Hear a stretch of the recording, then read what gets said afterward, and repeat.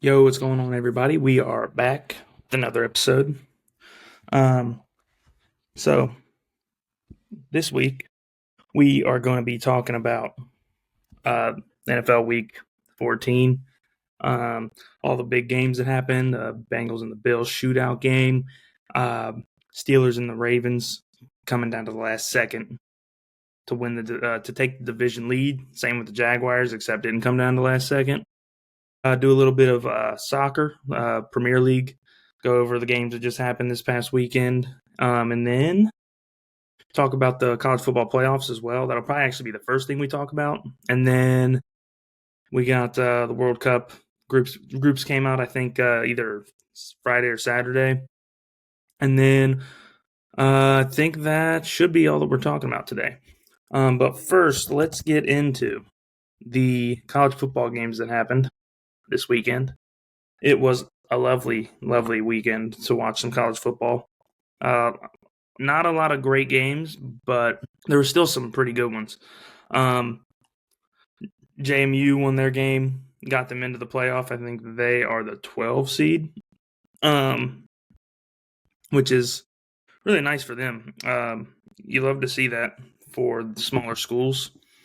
Everybody's complaining about the Power Five, or the Group of Five teams that are getting in, and saying Notre Dame is getting held out. It's like shitty or something, but like Notre Dame doesn't have a conference, so they should if they really want to have a better chance of getting in, they should be in a conference.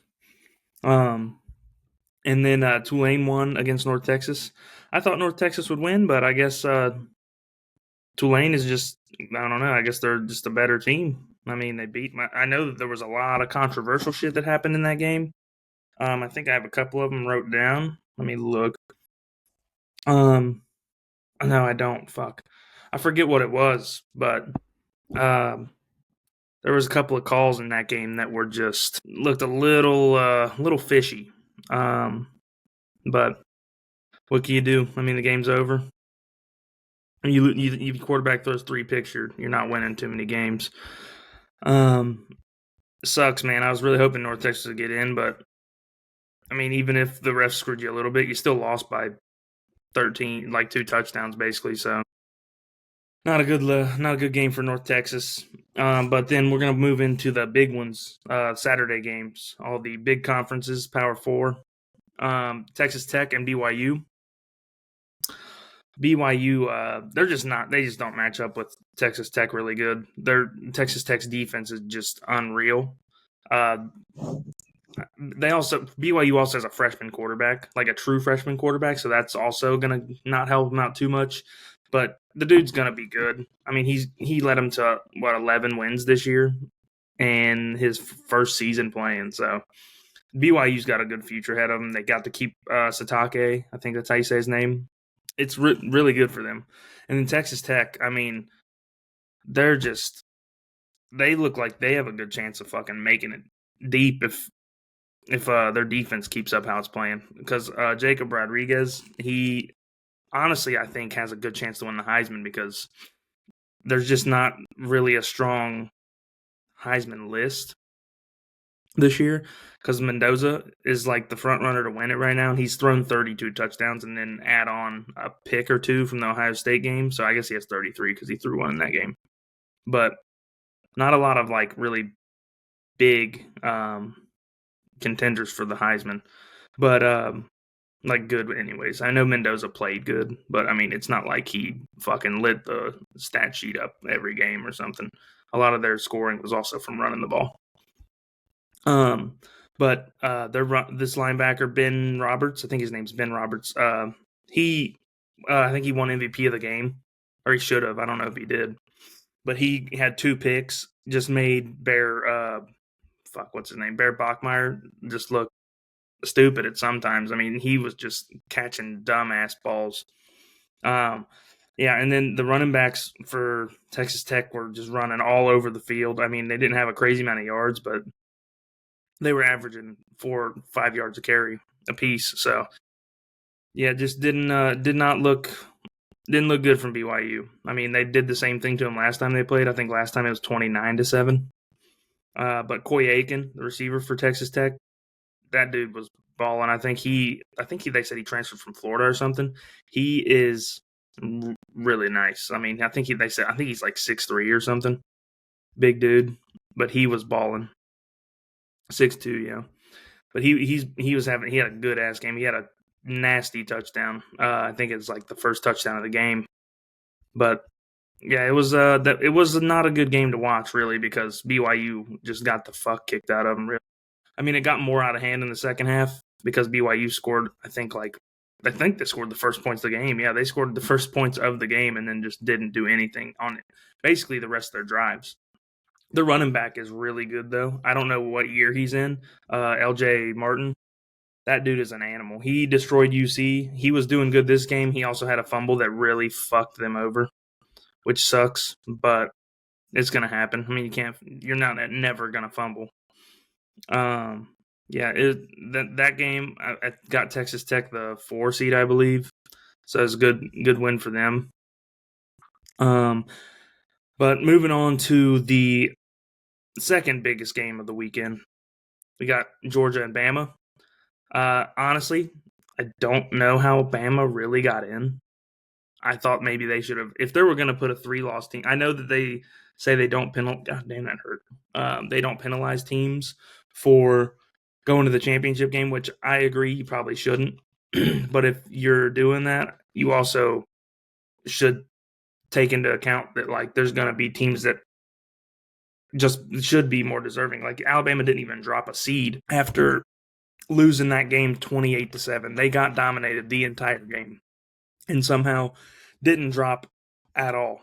I don't fully disagree with them with them making it, but they should have dropped at least. They should have been like the 10 or like 11 seed or something. Nah, probably not. They shouldn't be under Tulane or JMU, but they still probably should have dropped. And Zachariah Branch, that dude is an animal.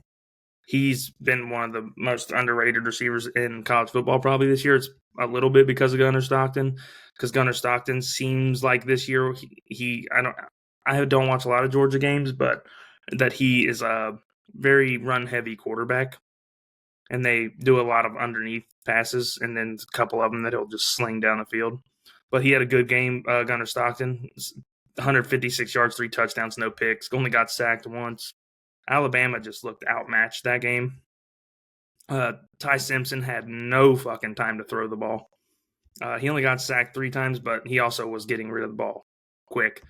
And counting Ty Simpson's yards where he was getting sacked, which I don't know why you would count that, really. I guess some of them were probably designed runs or something. Alabama had like -3 rushing yards this game. Or -2, which is bad. I mean, it doesn't help either that they didn't have Jam Miller or whoever their backup is, I forget. But Jeremy Bernard, he is really good too. Had a good game, but Ryan Williams fell off a fucking cliff. Dude was so fucking good last year, and all of a sudden he just has not really done shit this year, I feel like. You were hearing his name every week last year, and now you're just not hearing shit. But Alabama also has a tough game in the first round because they play Oklahoma, who just beat them a couple weeks ago. So I guess we'll see what happens with that. But another shitty thing is, at least for the ACC, I guess maybe not because Miami still made it, but Duke and Virginia game goes to OT and Duke wins 27-20.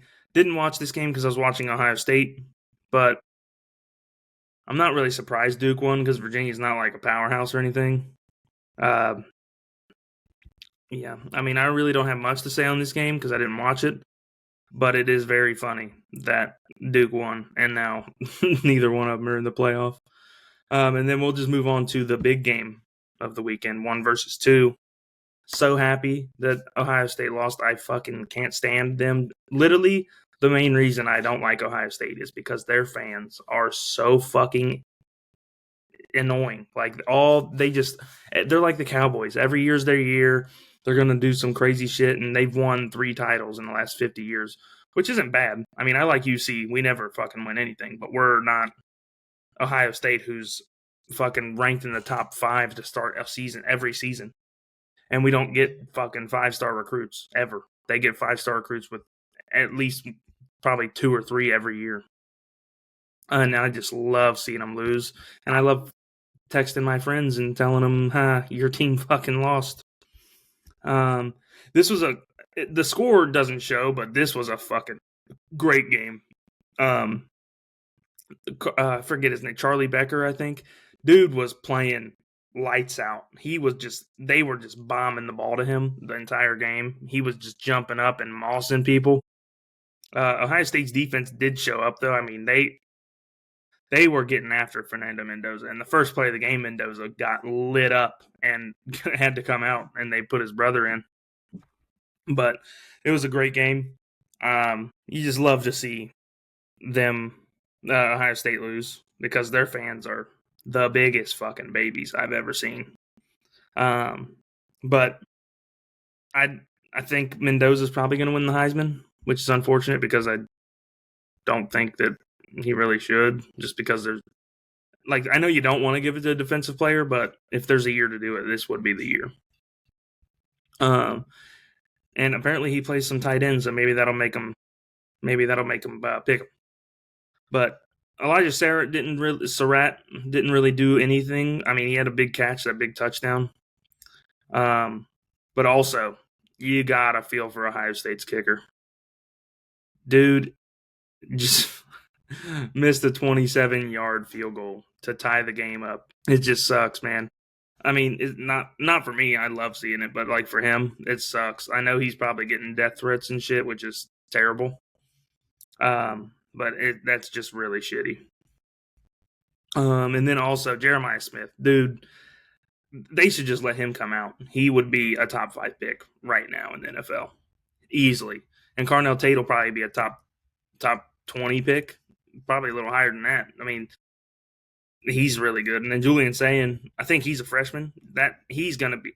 I don't like Ohio State. I do like a lot of some of their players, because their players don't have anything to do with what their fans act like.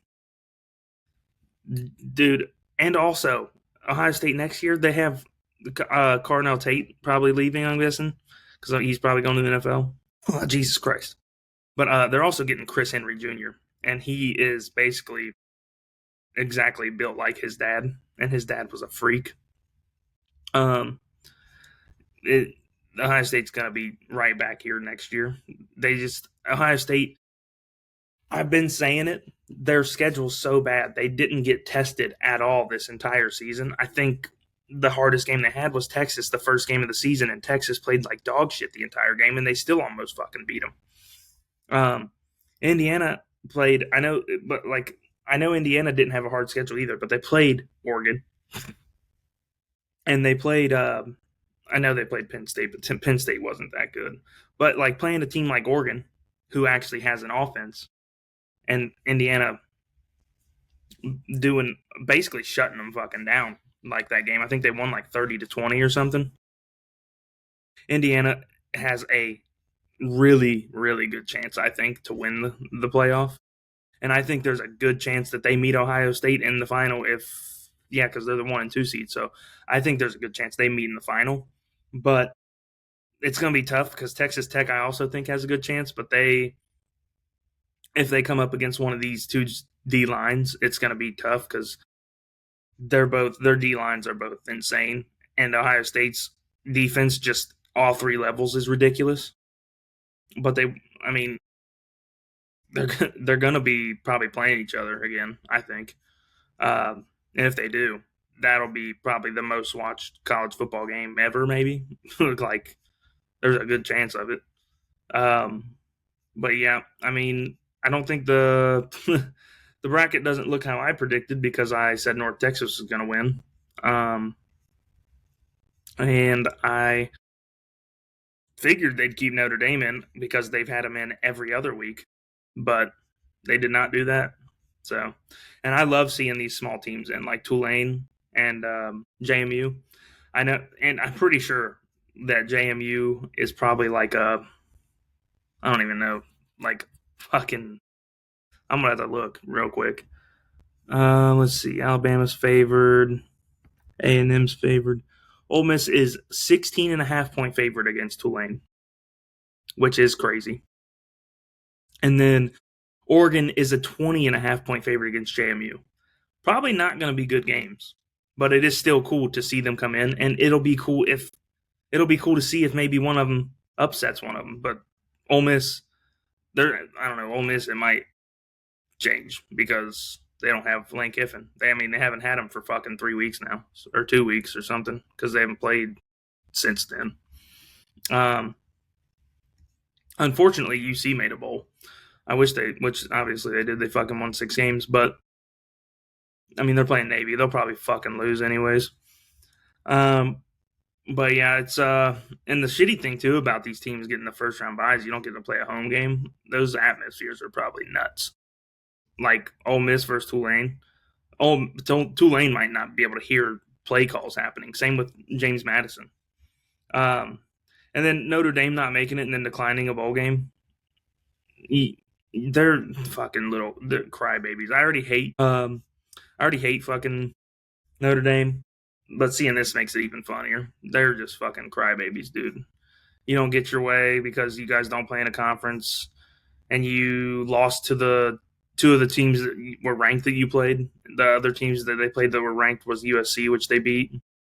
But USC also's always, since I don't even know, forever, like since like 2011, they haven't been a good team. They're always ranked at the beginning of the season, and they suck, and then they kind of get back in a little bit towards the end of the season, and then they lose out, or not lose out, but they just don't end up being good. Yeah, it's definitely gonna be fun to watch though. I'm not gonna talk about the games right now because they're not for another 2 weeks, so we'll do that at another time. But it will be it's gonna be fun, especially if all the top teams win. Like if it's Oregon winning, Oklahoma. It'd probably be more fun if it's Alabama. But Oregon, Alabama. We're just gonna say Alabama. Oregon, Alabama, A&M, and Ole Miss. Ole Miss versus Georgia, and then A&M versus Ohio State. Alabama versus Indiana, and Oregon versus Texas Tech. It's like if that happens, it'll be so fun to watch. Like all of those games have a chance to be really fucking good games. Especially like with the defenses, like Indiana, Ohio State, and Texas Tech all have a top 5 defense in the country. And then Georgia, their defense hasn't been Georgia this year, but it's starting to figure it out. They just absolutely destroyed Alabama. And then the other things I got really is this kid, Legend Bay. I'm guessing a lot of people have heard about this, but apparently he wanted to play for Ohio State, but he's 17, and his mother had to sign the letter of intent to go there or something, or the commitment papers, something like that, whatever it is. And she said she wasn't going to show up for the signing day and sign the papers for him. And then she said, I guess basically the only way he was going to do the papers for him if he signed with Tennessee. Like, dude, let these kids do what they want to do. Don't fucking put your fandom, because I think he's from Tennessee. Don't put your fandom in the way of your kid doing what he wants to do. Like, that is fucking ridiculous. Like, let the kid play at Ohio State. Oh, buddy. I just think it's ridiculous. Doesn't make any fucking sense to me. Like, if your kid has an offer to go to Ohio State, why would you not let him? Like, I hate Ohio State, but if I fucking got a scholarship offer from Ohio State, I'm fucking going. Like, there's no doubt in my mind. Because that means I have a probably pretty fucking good chance to go to the NFL. Yeah. That's all I got on college football. Oh, shit. You know what? Before we move on to the next thing, wannaparlay.com. Go to wannaparlay.com. Use promo code JMP. Get you a 100% deposit match, $10 to $250. That's wannaparlay.com. WANNAPARLAY.com. Go do that. Hopefully some of you guys got some money won this weekend, and you can do some more of it, I unfortunately did not. But anyways, we're going to move on to the NFL. Now, I have a lot of shit wrote down for a lot of these games, so bear with me. I'm going to try my best to not make this super long. So going into it, first game, unfortunately, the Bengals. I don't even know where to start with this game. I mean, it started off good. Joe Burrow takes us straight down the field, score a touchdown. I think it was Chase Brown ran one up the middle. Give the ball to the Bills. They basically drive right down the field, kick a field goal. And then we get the ball back, take it down. I think that's T. Higgins scores a touchdown. An absolutely fucking nasty touchdown, by the way. That thing was like Joe Burrow put that on the money, back shoulder. Fucking had to just turn around like this. Nasty. The Bills could not guard T. Higgins for shit. And then, I mean, like Joe Burrow. Every time we play the Bills, Joe Burrow looks so good, and he looked good today. Besides 2 plays, but we'll get to that. And then Josh Allen, dude, is fucking ridiculous. I mean, I know it's the Bengals defense, which is part of the problem, but he's just fucking so good.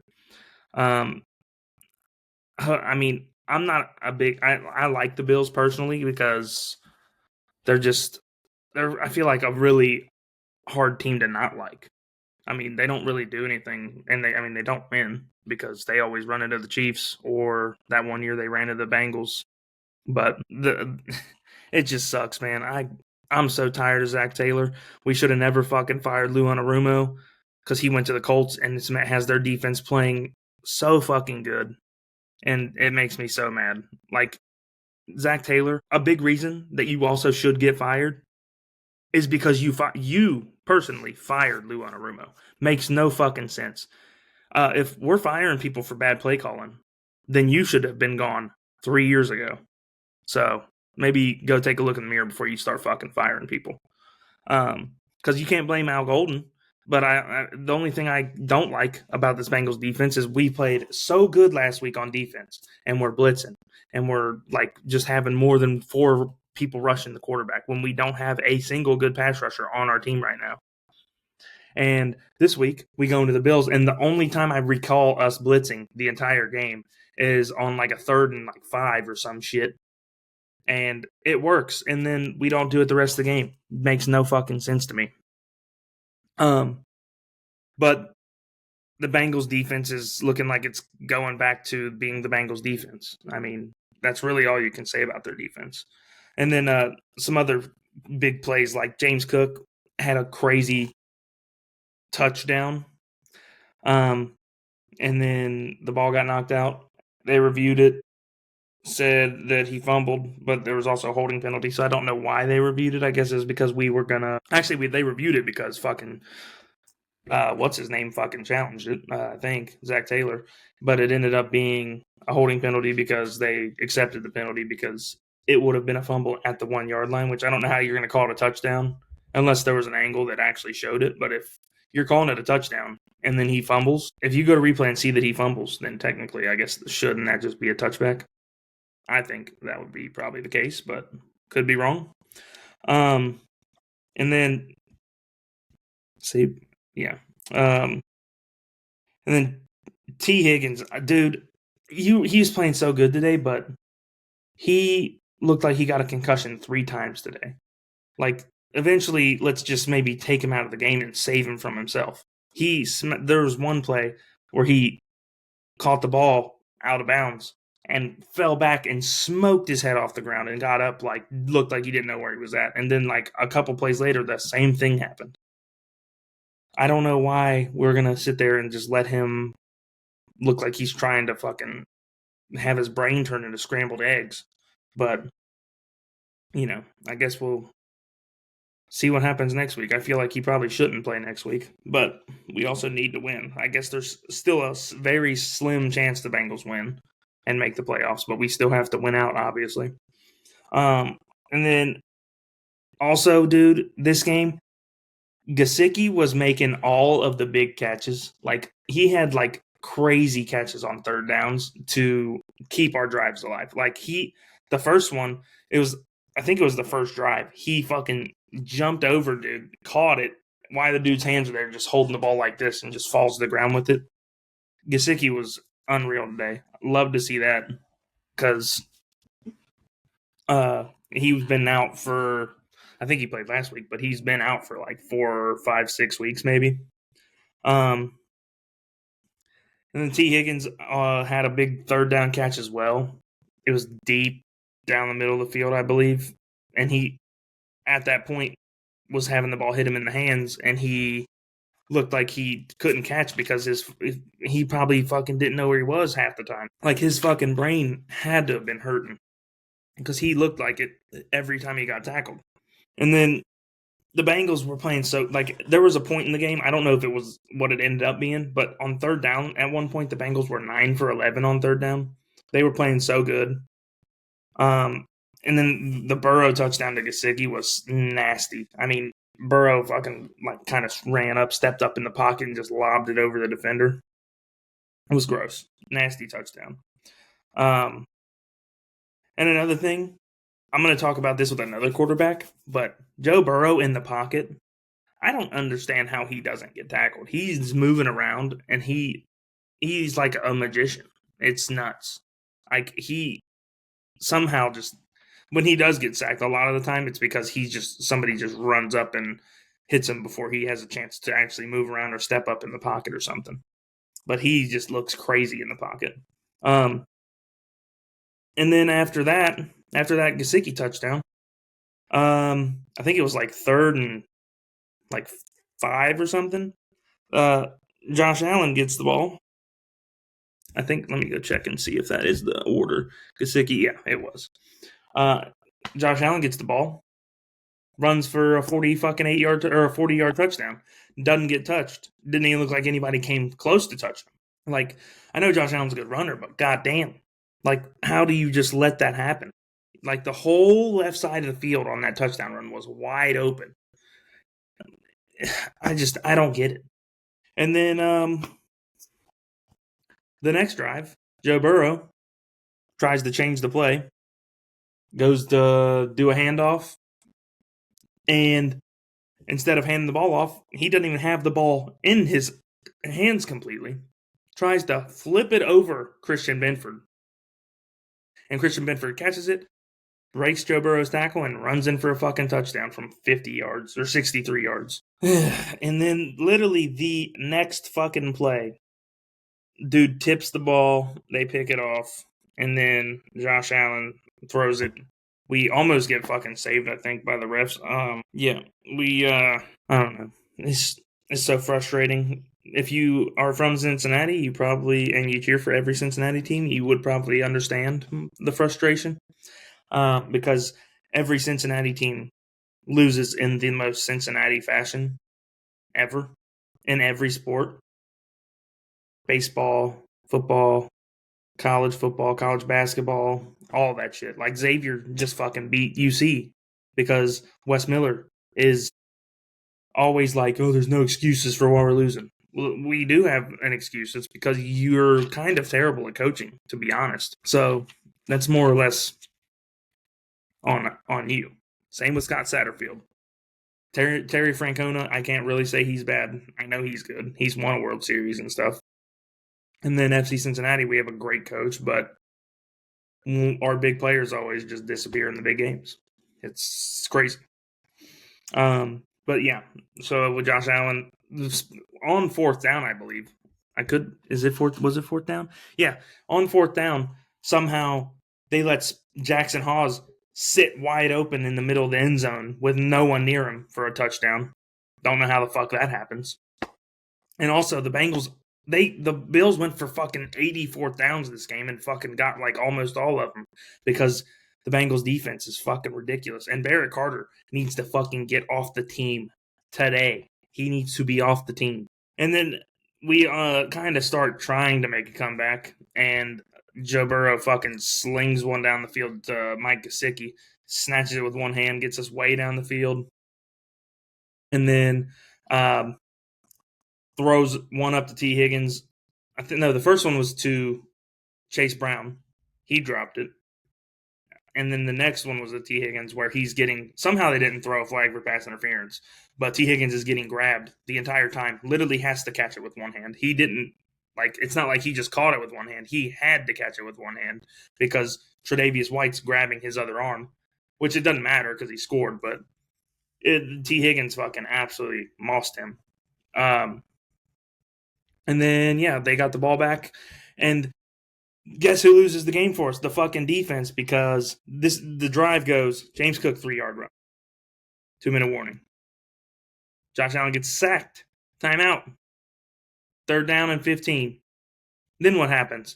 Josh Allen fucking gets somehow wide open lane up the fucking middle and gets a 17-yard run to end the game because then they just need the ball. I don't know how Josh Allen has 80 rushing yards this game, and you don't account for him taking off on a 3rd and 15. You can't just assume they're going to fucking throw the ball. I thought they were going to run the ball before the play to just let the clock run. But no. Josh Allen was going to throw the ball. Nobody open. Takes off 17 yards. Doesn't get touched. Game over. Zach Taylor, gone. Duke Tobin, gone. Al Golden, gone. Dan Pitcher, even though you don't get to call plays because Zach Taylor's a psychopath. You're gone. All of them. Gone. Get rid of everybody. Go in the offseason. Get fucking Vance Joseph or Brian Flores or something. Anybody other than this fucking dude. We need a defensive head coach. That is 100% what the Bengals need, is a defensive head coach like Marvin Lewis. I know our defenses weren't great the entire time we had Marvin Lewis, but when we were at our peak with Marvin Lewis, our defenses were good. 2003, I think that was his first or second year, or 2004, whatever year it was, when Carson Palmer got hurt. Great defense. 2015, when we started the season off 8-0 or something.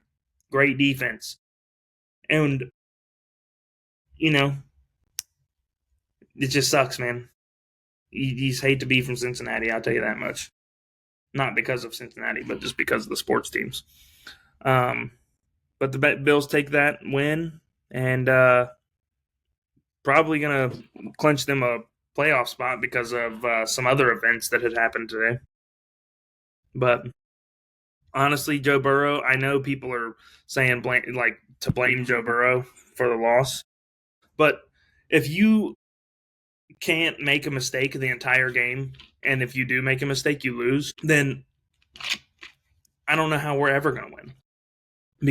Which we don't. But the 2 picks, definitely bad, and also definitely came at a terrible time. But we also still had a chance to win the game. But the defense fucked us because you're going to make mistakes. They had 2 fumbles. I think they only lost 1, but I know they lost 2, I think. No, they didn't. They lost 1. But if you literally can't make a mistake the entire game, then you're fucked because we're not going to ever win.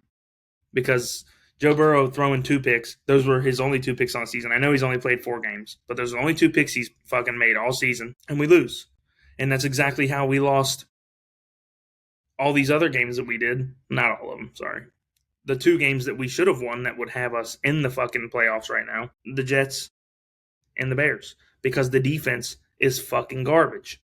We let these teams beat us because of our defense. I know that there's turnovers, but turnovers, those 2 plays didn't lose us the game. If we get one more stop, and just any time in the game, then we win. But no, we can't get a fucking stop any time of the game because the defense is fucking ass. And we have the best linebacker we have is Demetrius Knight, and our worst player on our defense is Barry Carter, our other linebacker. So we're kind of fucked. What are you going to do? Because Barry Carter can't fucking tackle. He is maybe the worst tackler in the NFL at this moment. I would put money on it. Actually, he probably is. I think he has the most missed tackles in the league. But I'm going to get off of this game before I freak the fuck out. So the next one is the Seahawks and the Falcons. This was looking like it was going to be a good game. The first half was 6-6, and then the Seahawks were like, "Oh yeah, we're actually a good football team," because the pass rush looked like it was getting to Sam Darnold, and he was kind of struggling. But then the second half started, and then he was like, "I forgot I have the best fucking receiver in the league at the moment, in Jackson Smith-Njigba." And he scored 2 touchdowns, a fucking like 30-yarder or something, and then like a 4-yard touchdown. And the Seattle's defense is fucking nasty too. They were holding up the Falcons the entire game. I mean, they only scored 9 points. Bijan is basically the only player that really played super good he didn't even play really that good, but he played good-ish for like the first half of the game. And then they had Kyle Pitts have 90 yards, and then the next leading receiver had 33. And they had 4 dudes with under 10 yards. And the Falcons, I mean, they're not going to be good either way. They have Kirk Cousins playing. Kirk Cousins is not good. But it will... I think that the Seahawks, they could be in trouble if they run into the Rams, because the Rams have a really good pass rush. And I think they also would be in trouble if they played the Eagles, just because the Eagles' defense is really fucking good. But the Seahawks also got to figure out how to run, because Charbonnet, 7 carries for 46 yards, which is good. And Kenneth Walker, 10 for 29, not good. But they got to figure out how to run the ball, dude. They have to, because if they can't run the ball, you have to be able to run the ball in the playoffs. You have to be able to take a lead by passing and then be able to run the ball to run the clock out, or to at least maintain the ball and not give the ball up to whoever the fuck you're playing, because time of possession is going to be a big winner for whoever in the playoffs. It always is going to be. And then also, Rashid Shaheed had the longest touchdown of the year so far today with a 100-yard kick return.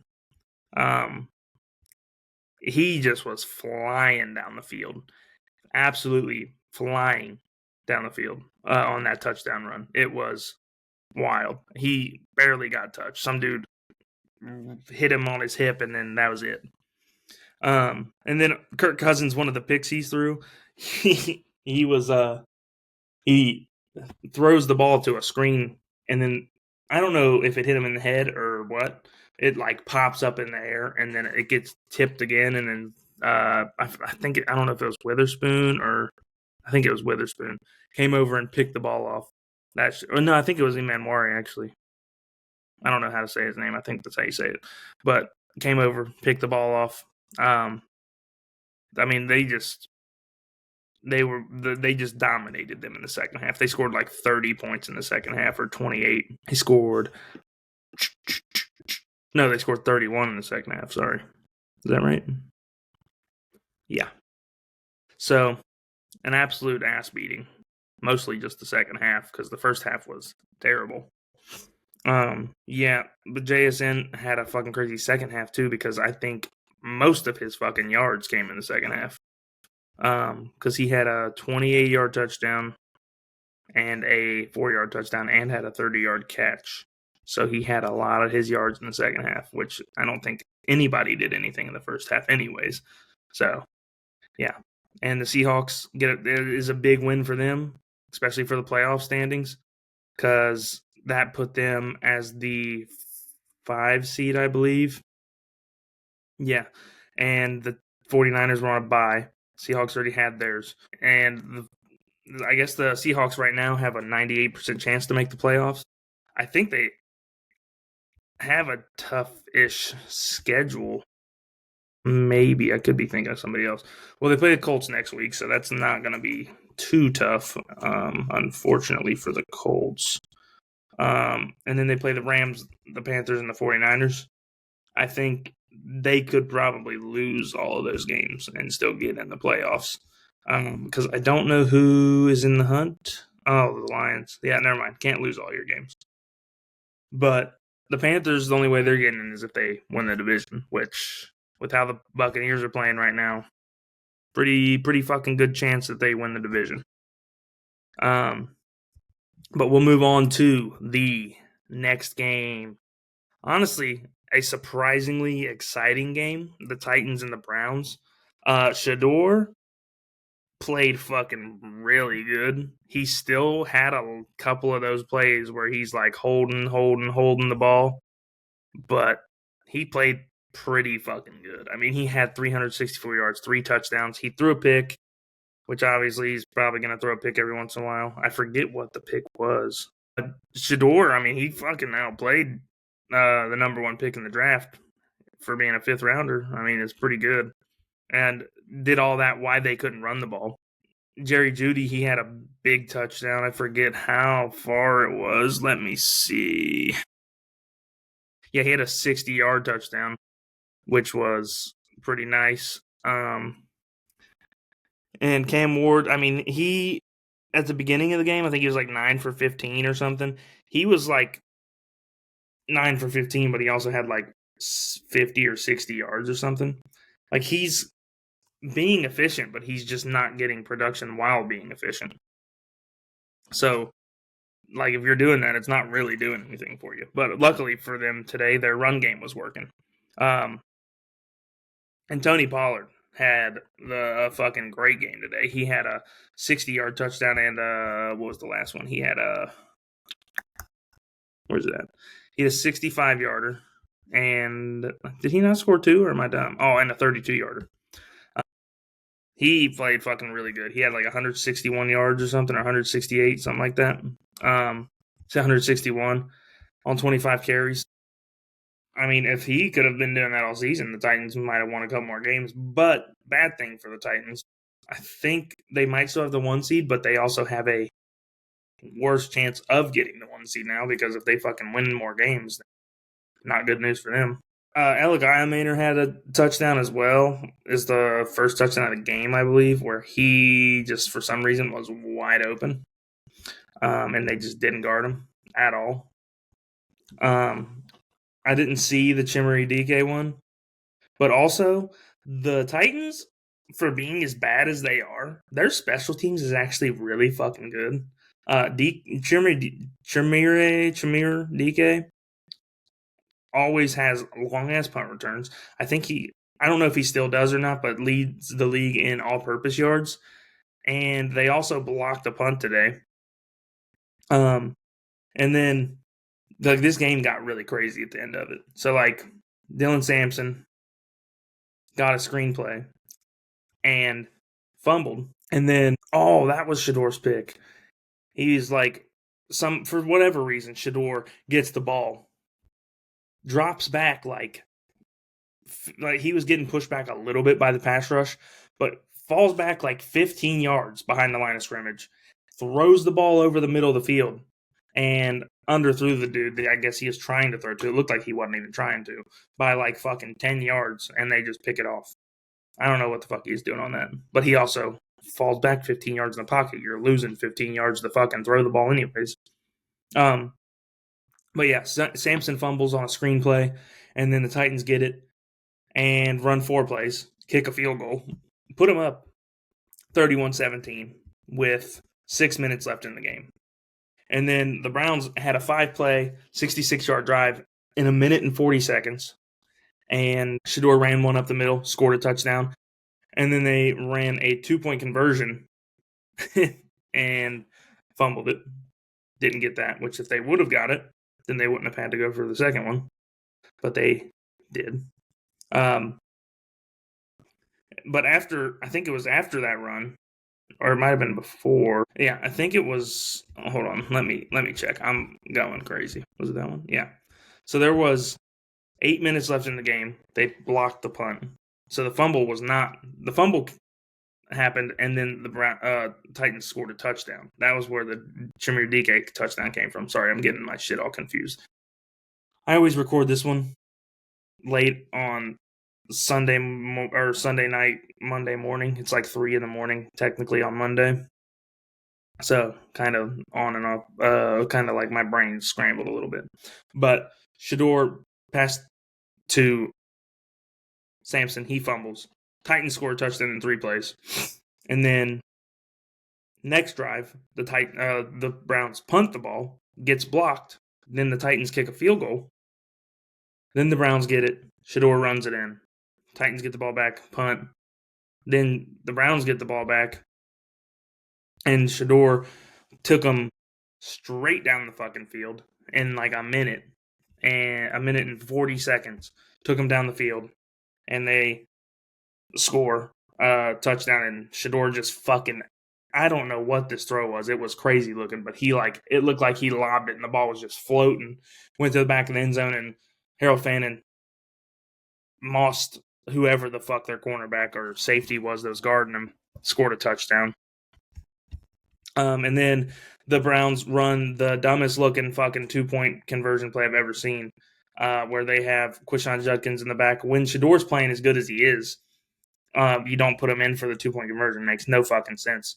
And then Judkins gets the ball, he's doing Wildcat, snaps it, runs to the right, looks like he's supposed to pitch it, and he definitely was because they showed the replay from the side, and the dude was like waiting for the ball, and he's like confused.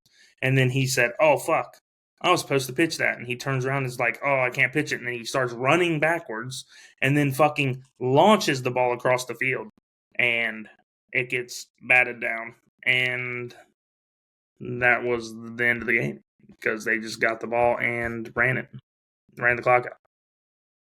So I don't know what the fuck the Browns were doing at the end of that game, but it was pretty wild.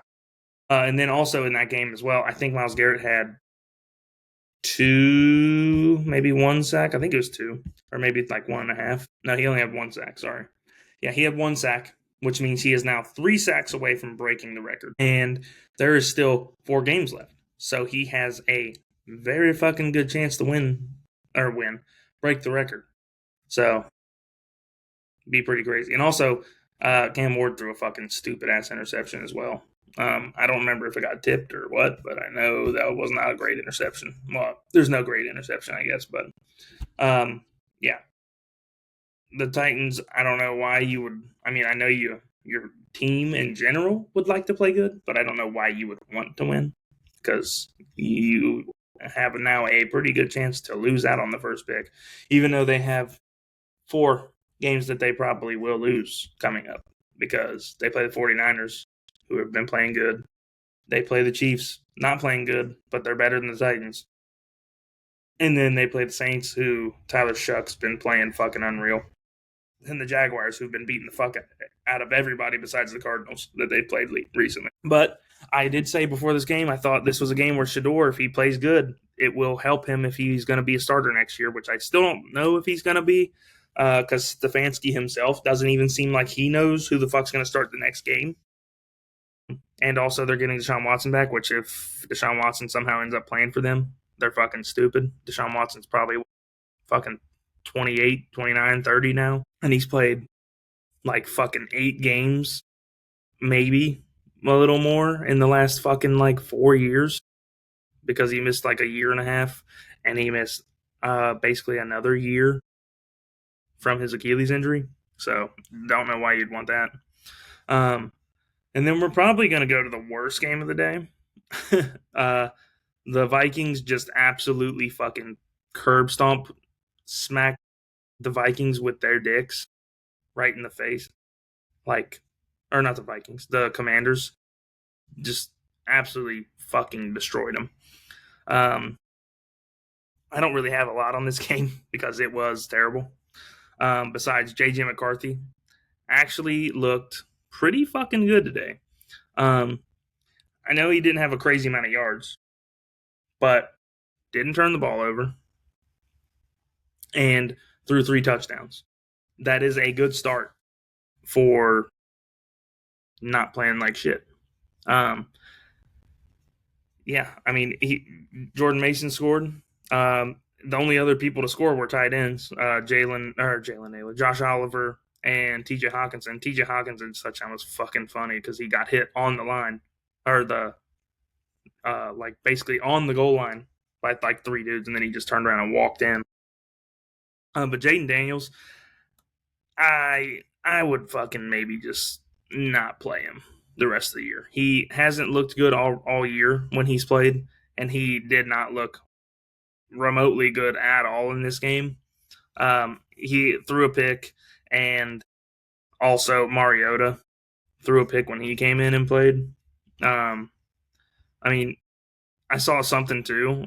I was watching Red Zone that apparently, according to their things that they have, that they are able to look through their database, there has never been a game or a team to one week get shut out and then the next week shut a team out, which is crazy.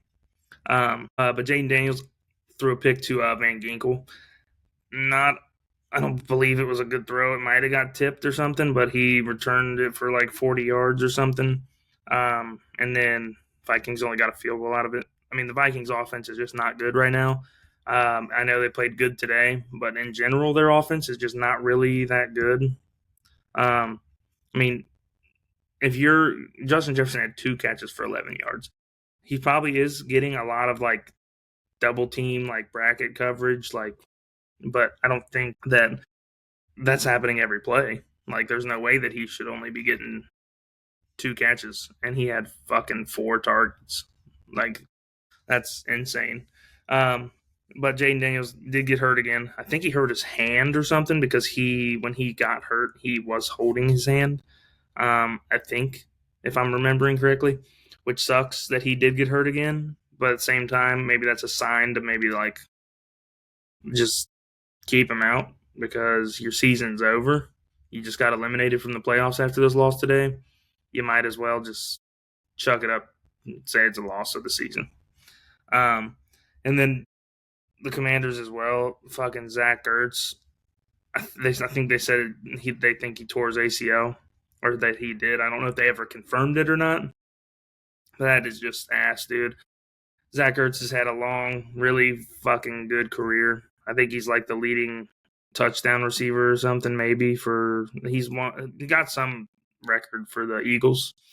It really sucks. You hate to see injuries, but man, Zach Ertz, it seems like it sucks even more because he's just seems like a great dude and like always is just he's always been really good, and he's getting towards the end of it, and then that happens. You just hate to see that type of thing. And Terry's been playing good too, and they just I don't know, man. It's just not the Commanders' year. But yeah, the Vikings get a shutout win, keep their playoff hopes alive, 5-8. The only way they really could win is if they somehow could. I don't even think they can win. They can't get in, can they? How many games out are they? Like fucking 3 or 4? Yeah, they don't even have them in the picture still because they would have to have the Bears and or the 49ers lose the rest of their games unless they already lost to one of them. But yeah, not a great game to watch. There wasn't a lot of offense. I don't know what I'm doing. Not a lot of offense, and I mean, if you're a Vikings fan, you fucking love to watch that. Yeah, just not a great game. So we'll move on to the next one so we can get out of that fucking terrible ass game and move on to another terrible game. The Dolphins and the Jets. I thought the Jets maybe had a chance to win this game.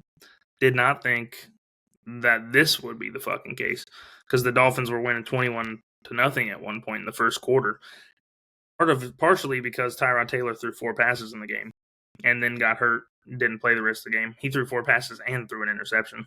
Impressive. Yeah, I mean, the Dolphins just dominated. Their defense is continuing to play very fucking good. I mean, I think last week I was saying since like week 10 or something, their defense is only allowing 14 points a game, and they've won like, I forget what it is. They've won like 4 out of their last 5 games or some shit. I mean, they're 6-7. But yeah, the Jets are not looking good. Like I said last week with the Jets, I know he did play today, but you gotta let I think his name's Brady Cook. You gotta just let him play because there's no point in not at least seeing if he has something. Because you're not gonna see if he has anything if you just are like, oh, he's playing bad at practice, let's just not play him. You might as well fucking let him play. You're not gonna play Fields. Tyrod's hurt right now, but Tyrod's also like fucking 36 years old. At least it seems like he's 36 years old. What did that say? Hold on. Sorry. Yeah, shut up. Fucking pages I fucking follow on Twitter making up fake news. But yeah, I mean, I would just let Brady Cook play because there's really nothing to lose about it. If anything, it's just going to help you get a good draft pick. You're 3-10, and you have a lot of losable games coming up. I mean, you play 3 teams that have 9+ wins on the season, and then you play New Orleans. And New Orleans, like I said, Tyler Shuck has been playing really good. Tua's just not it. I know that they won and beat the fuck out of them, but it wasn't because of Tua. It was because Jalen Wright came in for Devon Achane, had 107 yards, and Devon Achane, before he got hurt, had 7 carries for 92 yards. And Ollie Gordon, their power back, had a touchdown. Devon Achane had a touchdown. Jalen Wright had a touchdown. I mean, you're gonna win if you're fucking running the ball like that. I don't care who you're playing. Like they probably had 210 yards, 220 yards running the ball. You're gonna win a lot. Like you got a good chance of winning doing that. And also the Jets, the only reason they even scored a fucking touchdown, which happened against Cleveland, I think, is because they had a fucking punt return. I think it's Isaiah Williams or something.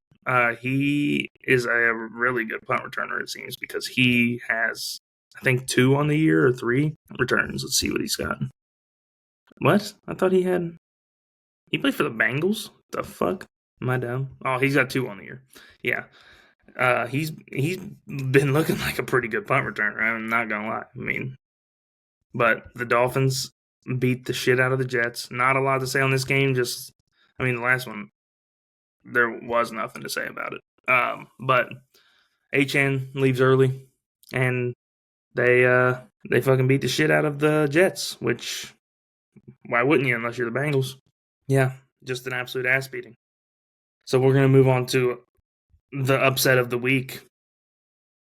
I believe, is that the upset of the week? Yeah, probably. The Saints take down the Buccaneers, which puts them in a very bad position for next week if the Panthers win. So this game, I actually have a lot more notes on than the last couple. But Baker, he was playing like dog shit. He just, I don't know if he's hurt still or what, but he did not look good. Ibuka, back-to-back bad games. Bucky Irving is the only reason that this team did any fucking thing today. He had 2 catches for 26 yards and a touchdown, had 55 rushing yards. Rachaad White actually played pretty good today as well. But yeah, their defense looks atrocious. And, I mean, Devin Neal was fucking playing really good as well. But the game started off with Devin Neal scoring and then Bucky scoring. And then Devin Neal scored. But it looked like it was going to be a defensive battle because it was 10-7 in the first half, and then they kind of started picking up the pace a little bit in the second half with, I think this might have been the first drive of the third quarter. Let me fact check myself real quick. No, Baker threw a pick to Alontae Taylor. I forget what happened on that interception for their first drive of the second half. And then they ran the ball 3 times, 2 to Devin Neal, and then Tyler Shuck just shoots out of a fucking cannon straight past everybody on the Bucs defense and scored a touchdown. Dude was actually showing off some fucking wheels. Was very fucking surprised about that, to be honest. I did not think he would look that fast when running the ball. But then the Bucks came back, answered them pretty quick. 3 minutes or a 4 minute drive, 65 yards. Sean Tucker gets a touchdown up the middle, and the Bucks took the lead back. And then the Saints kicked a field goal, tied it back up. Sorry, thought I was about to fucking puke. um, but Devin Neal in this game, he for people telling me that Alvin Kamara is still good, Devin Neal just came in on the same team and showed that you're able to run the ball. So I think that might be a Kamara problem, not a Saints problem. But then Tyler Shough had a insane run for his second rushing touchdown of the day after the Buccaneers got the ball and turned the ball over.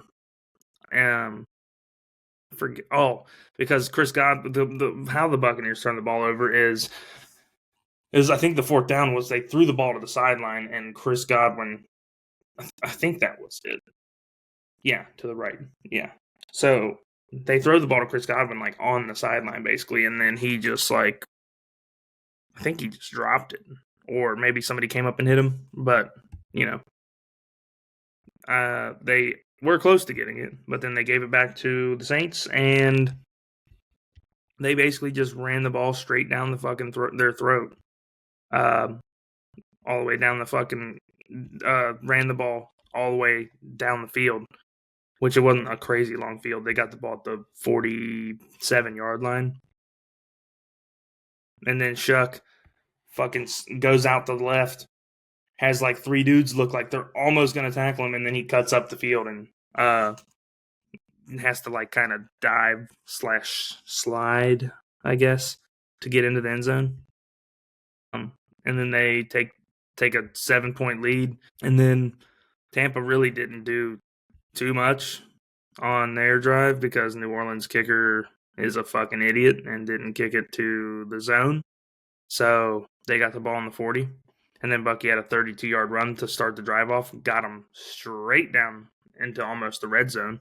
And then they didn't do shit from there, really, and kicked the field goal. And then the Saints punted the ball back to him. And, oh, wait, was that the field goal drive? Was the one to Ibuka? I think it was.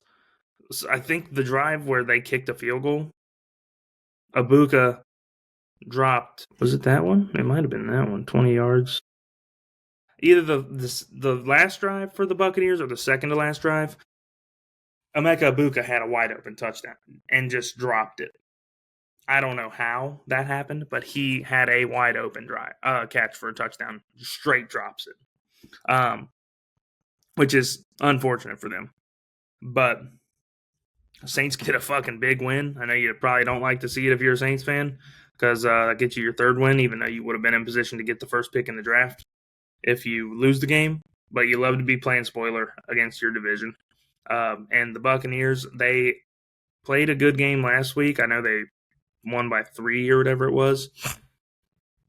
But you really hate to see that for the Buccaneers, because there is probably a decently good chance they don't win the division. They have to play, like them and Carolina play twice in the last 3 weeks. So they're going to be playing for the division the last 3 weeks of the season. And it's basically just whoever fucking doesn't lose as much, which how the Buccaneers are playing, I wouldn't put it past them losing to any or beating anybody, because I think they could probably lose to Atlanta. They definitely could lose to Carolina. And if Miami's playing how they've been playing, they for sure are losing to Miami. So Tampa might be in some trouble. And then the next game we got on the list, the really unfortunate game of the Colts and the Jaguars. I personally am happy that the Jaguars are winning, because I picked them to win the division at the beginning of the year, and Max told me I was insane, and I said the Jaguars are going to have a good season. They have a good, they look really like this has got to be the year they put it together. And the last 4 weeks, they've been putting it together, because they've won 3 of their last 4 games, I believe, by double digits, if I'm not mistaken. Yeah, so they 36-19, 25-3. Then they had the 27-4 game, and then 35-6 game. Like, just blowing people out besides the Cardinals, who stick in games because Jacoby Brissett is apparently fucking Dan Marino somehow. Uh, Daniel Jones early in the game goes down. Um, they didn't know what happened. It was a non-contact. I think like a little bit later in the game, they announced that it was an Achilles injury, which was also on his opposite leg. So dude has a fucking broken leg and a torn Achilles, which is really unfortunate for Daniel Jones because he, you know, really having a nice comeback this year, and then that happens. It's so unfortunate. I feel really bad for him. But the Colts, they just didn't do what they do against the fucking Jaguars in Jacksonville. Jonathan Taylor has a bad game. I mean, he didn't have a terrible game, but he didn't have a good game. Yeah, I mean, Riley Leonard came in though. He didn't really look that bad, honestly. I thought he looked pretty good for coming in for your first NFL game. Like, I think this is the first time he's played, probably besides kneeling the ball down. The Jaguars, TN had I mean, he didn't have a lot of rushing yards, I don't believe. He had 20 for 474, but he had 2 touchdowns.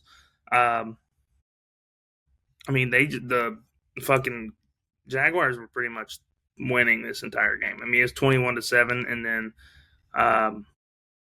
halftime it was 28-10, and they didn't have Daniel Jones from that point on, so you pretty much knew it was going to be a loss.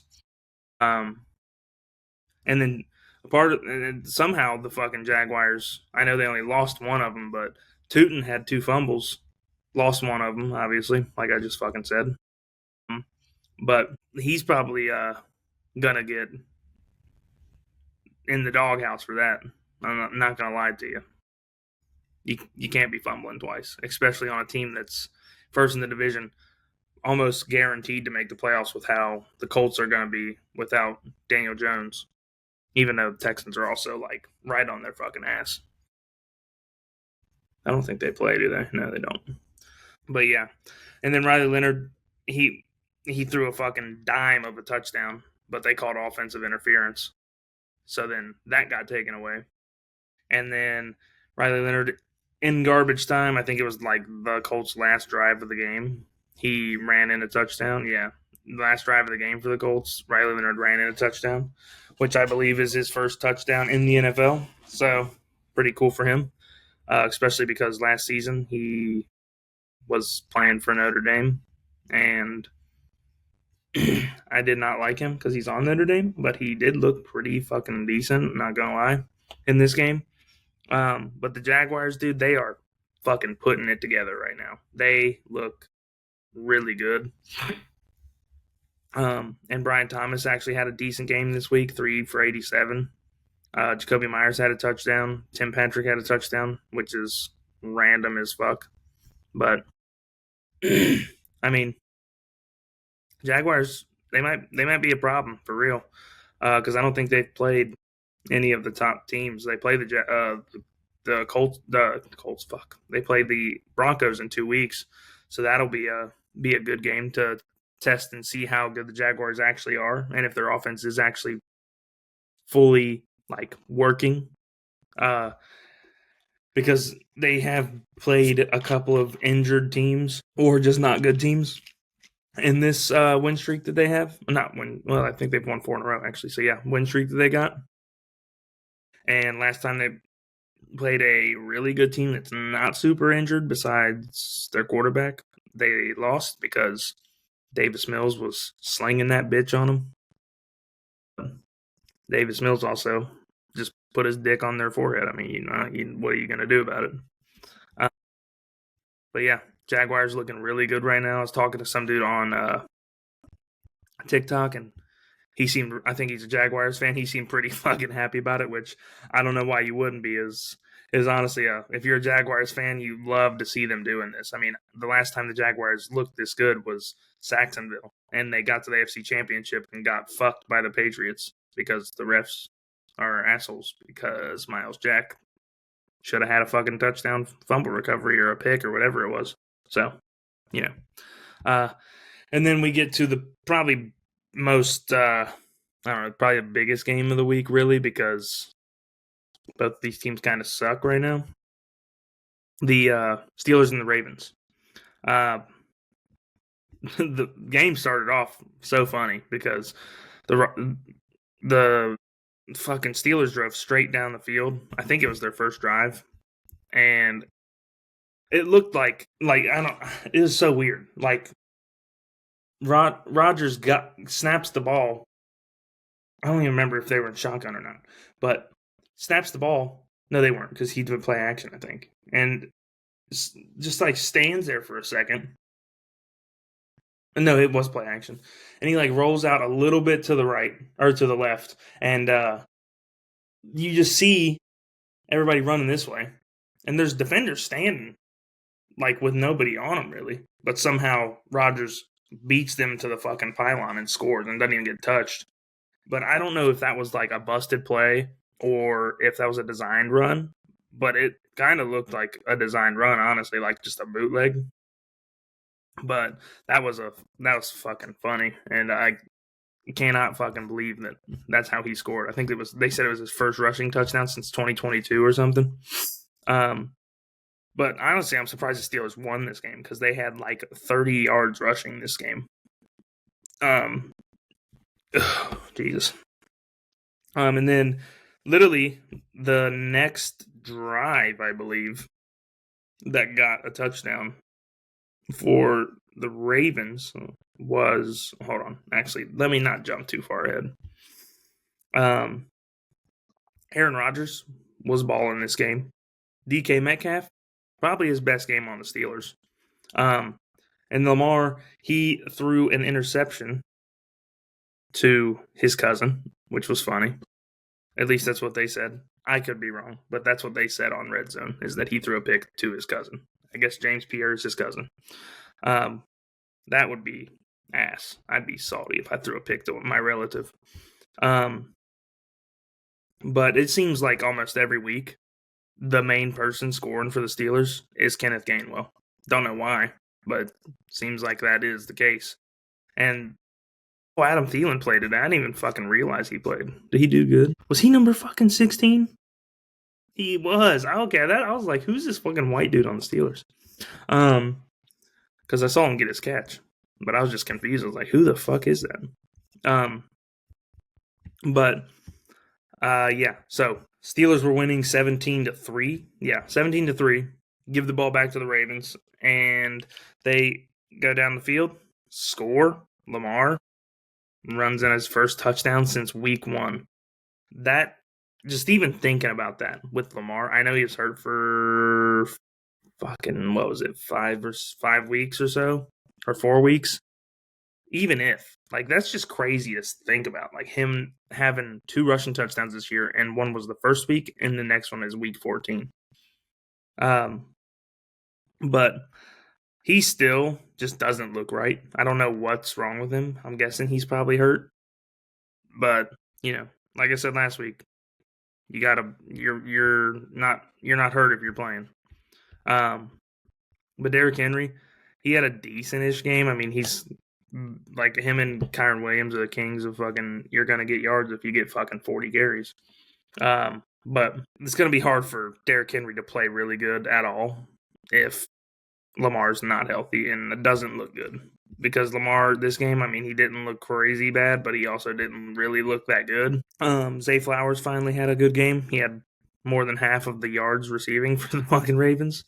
Even though the touchdown that he threw was to Isaiah Likely. But Keaton Mitchell probably needs to get the ball more. He had a fucking huge carry. I think it was maybe like the first play of their drive or something. I don't know what drive it was. It could have been in the third quarter. Was it on this touchdown drive? I feel like it was. Yeah. Keaton Mitchell, 55-yard run. And I don't know how he got caught, honestly. That was really confusing because it looked like he was flying for the end zone and then all of a sudden just didn't score. But then they throw a touchdown to Isaiah Likely. But then the Steelers go straight back down the field in 6 fucking plays and score a touchdown because I think they threw a deep ball to, Calvin Ridley. And then they through like I don't even know if it was a screen or what, but the Ravens just did not cover the right side of the field, and Jaylen Warren basically had a walk-in touchdown from 38 yards. And also, Aaron Rodgers, I think this might have been the best he's looked all season today. He looked really fucking good. Like, I don't know what it was, but he just looked really fucking good today. And same with DK. DK had 7 catches for 148 yards. And then Gainwell had a rushing touchdown, that's what it was. But also, like, this game was just so weird, back and forth type shit. So the Ravens got a field goal, punted it.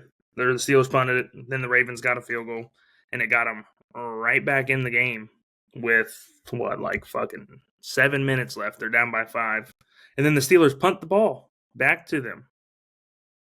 When is this interception? Am I dumb? Or did it get overturned? Because I don't think he threw a pick. No. I don't know what the fuck I was looking at. All right, sorry. Let me get back to this. So they punt the ball, field goal, punt. Then the Ravens take the ball, had a crazy drive because they had a big run and then a couple incompletions. Gets the 4th down. Zay Flowers gets the 1st down. Literally looks like by a fucking dick hair or a dick if you're talking about mine. That close for a 1st down. And then Lamar, this whole game, it didn't look like he wanted to move in the pocket. I don't know what it was, but he was like doing jump throws and like getting hit and like just throwing it. But yeah, then they for some reason Steelers just one play don't cover Zay Flowers. He gets a 33-yard catch down to the 13, and then somehow they changed the rules in the NFL because I remember a couple of weeks ago, Roman Wilson caught a ball in the end zone, is running with it like this, and somebody smacks it out of his hands, and they called it a touchdown. And then this game, Isaiah Likely does the exact same thing, catches the balls, holding it out here, the dude smacks it out of his hand. Incomplete pass. How does that happen? Makes no sense. They should have, I don't understand that. They need to have like a rules analyst go talk about that or something. But then the Steelers also gave the fucking Ravens another chance because after the Ravens turned the ball over on downs on the 8-yard line because they threw it to Mark Andrews and I think the ball got hit out of his hands. The Steelers get the ball, run 3 plays, don't get a 1st down, punt it. And then, and then the Ravens get the ball. Sorry. And then passed it to their backup running back for 6 yards after a holding penalty. It was 1st and 20 on Baltimore's 26. And they basically were doing nothing. And then it's 4th down, get an 8-yard pass to Isaiah Likely with 47 seconds left, incomplete pass. I'm guessing that was them spiking the ball. And then Charlie Kohler, I think that's how you say his name, gets a big catch down the middle. Almost got touched by the defender. This ball was placed so on the money. Almost went, it probably went right straight past this dude's fingertips. Collier gets the ball, gets up, runs for a couple yards. They got 19 on that play. And then spike it again. Pittsburgh calls a timeout. And then Lamar throws to Mark Andrews. I don't know if that's where. Oh, that was the one on the side. So he, on the sideline, gets the ball. And then I don't know what the fuck Lamar's doing, but on the last play of the game, Lamar just takes a sack. Don't know why he didn't throw it away. I know that he didn't think because he got like Cam Hayward, kind of hit his legs, and he probably didn't know Alex Highsmith was behind him. But you gotta have a little bit more awareness, especially if you feel him on your back after he maybe's going to grab you. Fucking do something with the fucking ball. Because he gets sacked, and then once he's sacked, there's 4 seconds left, and the clock runs out because they don't have any timeouts. So, yeah. I mean, towards the end of the game, Lamar started looking a little better, but it was mostly because they were in desperation mode, and they,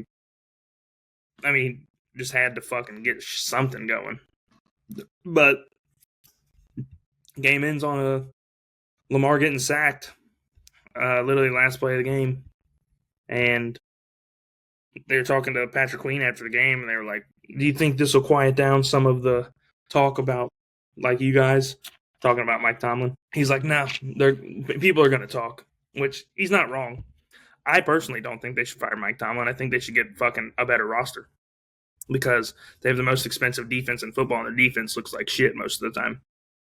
Because you're paying fucking TJ Watt $40 million. You got Jalen Ramsey. You know he's getting paid a lot of money. Like they got a lot of fucking expensive dudes on the defense. So it's gonna happen. But either way, you're first in the AFC North. Hopefully both teams lose out the rest of their games and lose in the first round of the playoffs. But yeah, I mean, you're first in the division, so you take it. And the Ravens are now out of the playoffs. Honestly, I would rather the Ravens make the playoffs because I don't like the Steelers, but I would prefer somehow if neither one of them would make the playoffs. That would be even better. But yeah, so Steelers take the first spot in the division with a big win. Aaron Rodgers probably realistically, I know he's had games where he's thrown 4 touchdowns, but I think this is probably one of the best games that he's played this year because he's had two games this year with 4 touchdowns.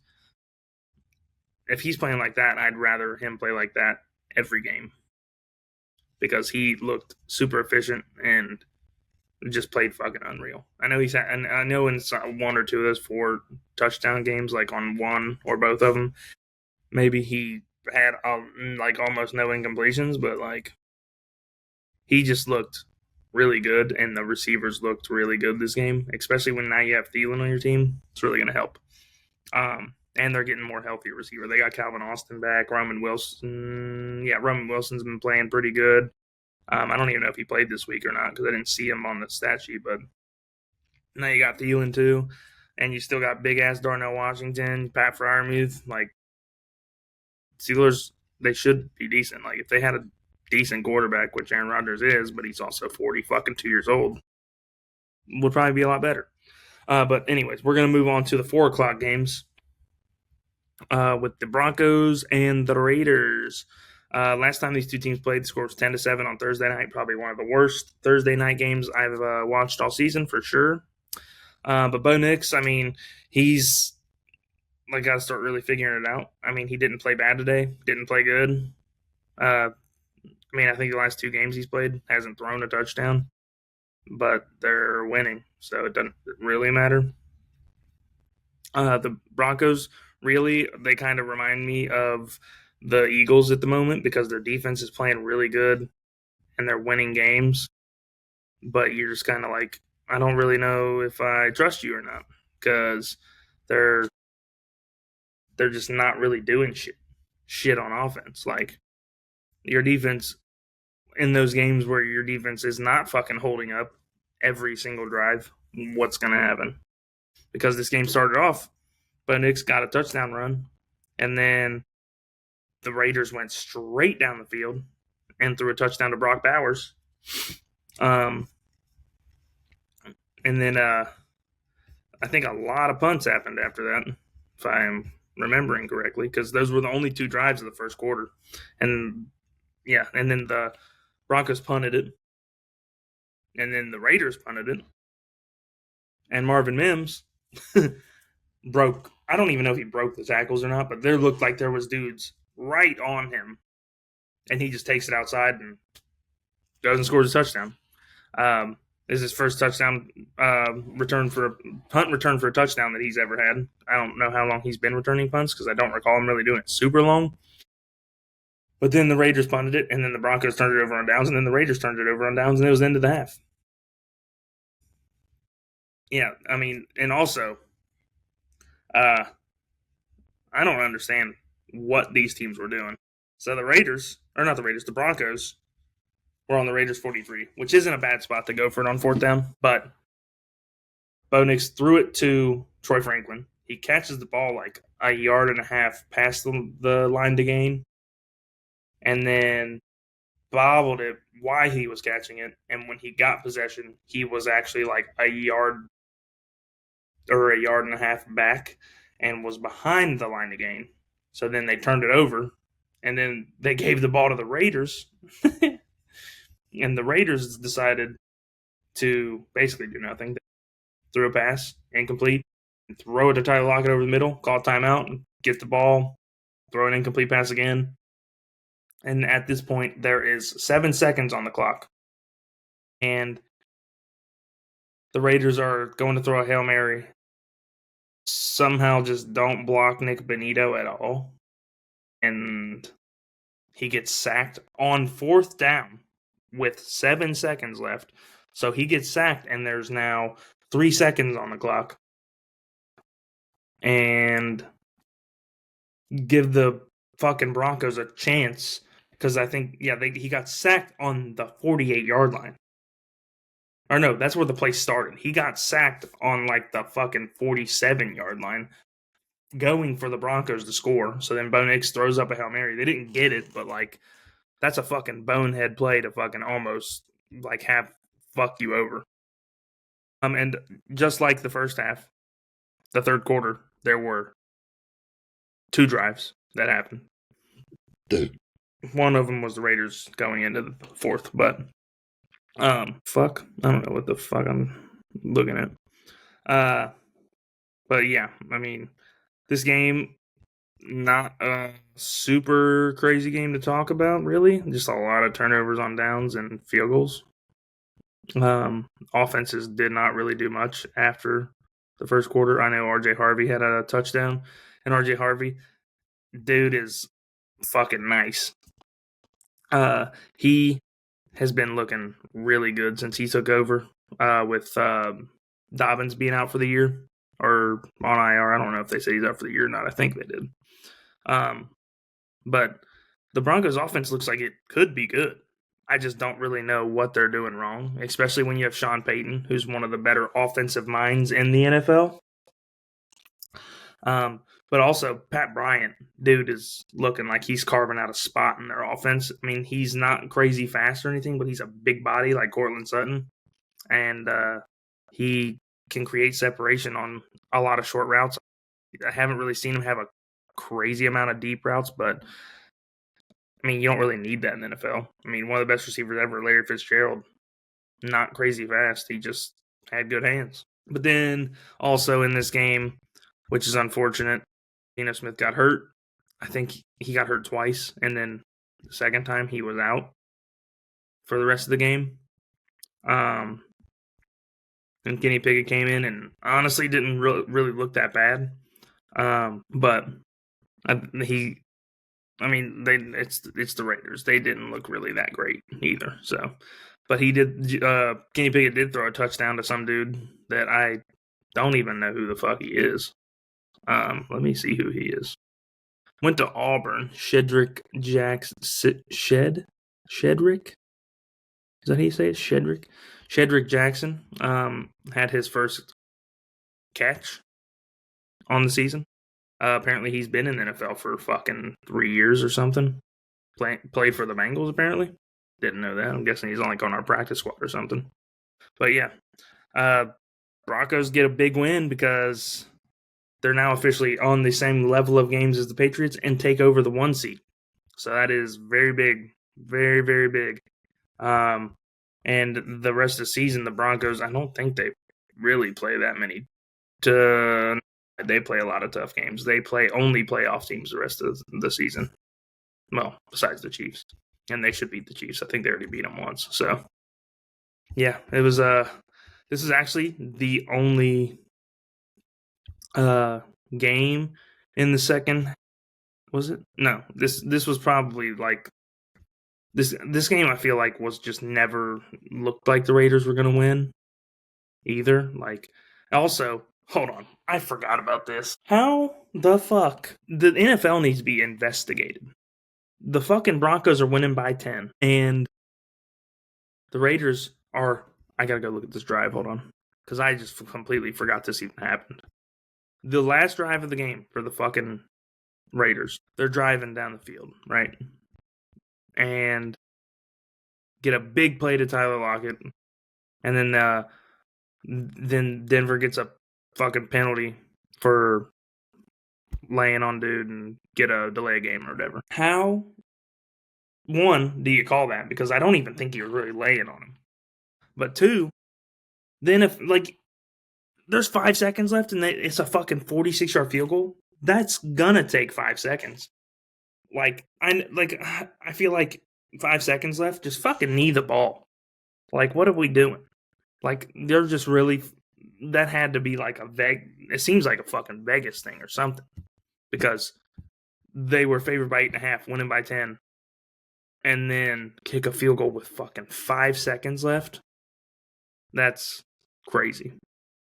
But also I saw Dave Portnoy fucking tweeted, which I hate when people say this shit, but like saying the NFL's rigged. Dude, if you think the NFL's rigged and you still watch it, that seems like a fucking you problem, personally. I don't know what the fuck you're doing watching the NFL if you think it's rigged. But moving on to the next one, the least exciting game of the week, because the Rams just absolutely fucking curb stomped the fucking Cardinals. It started off looking like it was going to be maybe a good game, because the Cardinals drove straight down the field and scored a touchdown in 3 minutes. Michael Wilson scored, and also Trey McBride had a crazy-ass fucking play. And then he had 2 actually really good plays. But then the Rams get the ball. They get stopped, kick a field goal. You're like, oh shit, the Cardinals, maybe the Rams aren't going to be doing that good this year. And then, which this was fucking nuts to me. The Rams ran the ball. What they had how long was this drive? 10 plays. I think 7 of them were probably runs, right? Let's see. Pass, run. So 1, 2, 3, 4, 5. Oh, it was only 5 of them, because then they just fucking started throwing the ball up to Davante Adams in the back of the end zone. But the Rams started getting the run game going.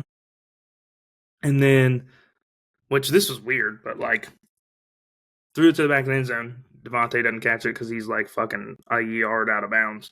And then they throw a fade ball to Davante, which I haven't seen them miss it this bad ever, but it looked like Stafford threw the ball fucking 5 yards past him. And then they kick a field goal. And speaking of field goals, the kicker for the Rams is fucking huge. Dude looks like an offensive lineman. Not like that fat, like big, but like he's just like wide and is just like a hoss. It's fucking crazy. But anyways, and then all of a sudden, it seems like, oh shit, this game's about to get out of hand, because Rams scored a touchdown. Blake Corum, 2-yard touchdown.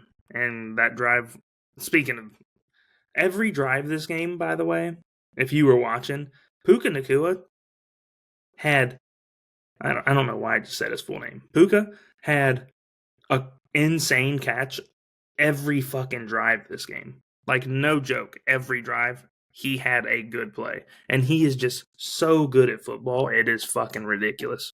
But anyways, moving on. And then you're like, oh shit, the fucking Cardinals drove down the field and got a field goal. Drove down the, I don't know what I'm talking about, bro. My brain is fried. Went and got a field goal. Then the Rams get the ball back, drive straight down the field again, and they score a touchdown. And Puka on this drive also had a fucking crazy catch. What a surprise. And then 3 and out by the Cardinals, and then game starts getting out of hand because Stafford throws a touchdown right before halftime to Puka over the fucking middle of the field with a dude like almost right on his fucking ass, and he catches a touchdown, scores a touchdown right before halftime. And yeah, and then the Cardinals missed field goal right before halftime.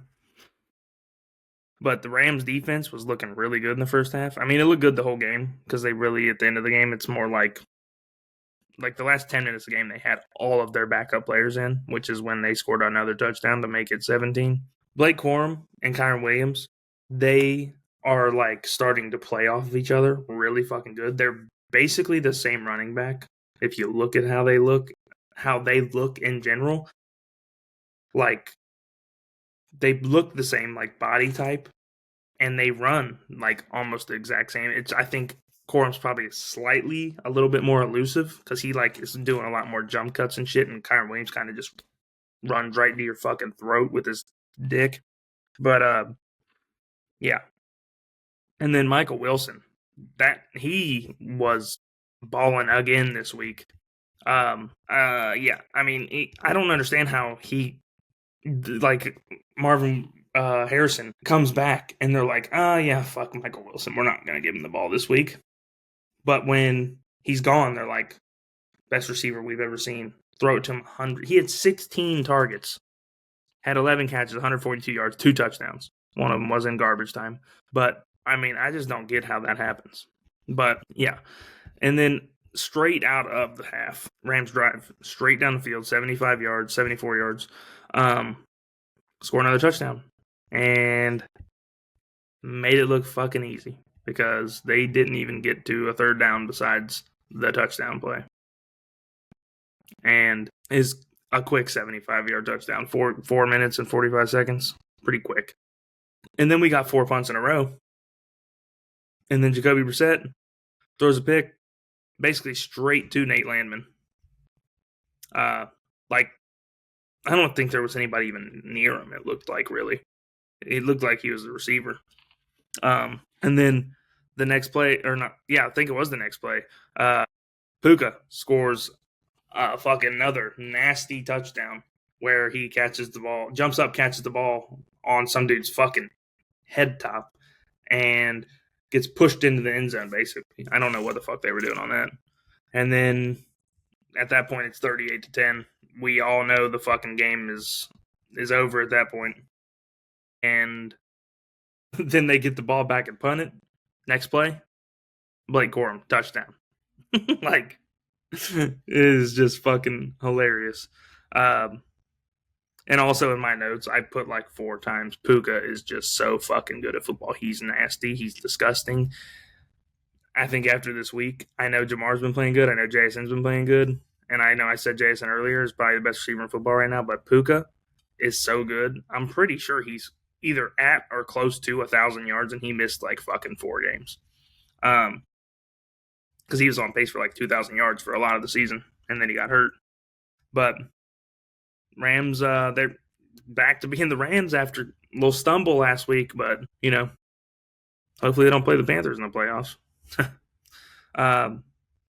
But yeah, then the fucking Rams get the Cardinals get a garbage time touchdown to Michael Wilson, which I'd love to see because I fucking had him in fantasy, and my team balled in fantasy today because T. Higgins and Michael Wilson, R.J. Harvey, Blake Corum, Bucky Irving, Jahmyr Gibbs, Jacoby Brissett, all on my team. And I had Harold Fannin on the bench.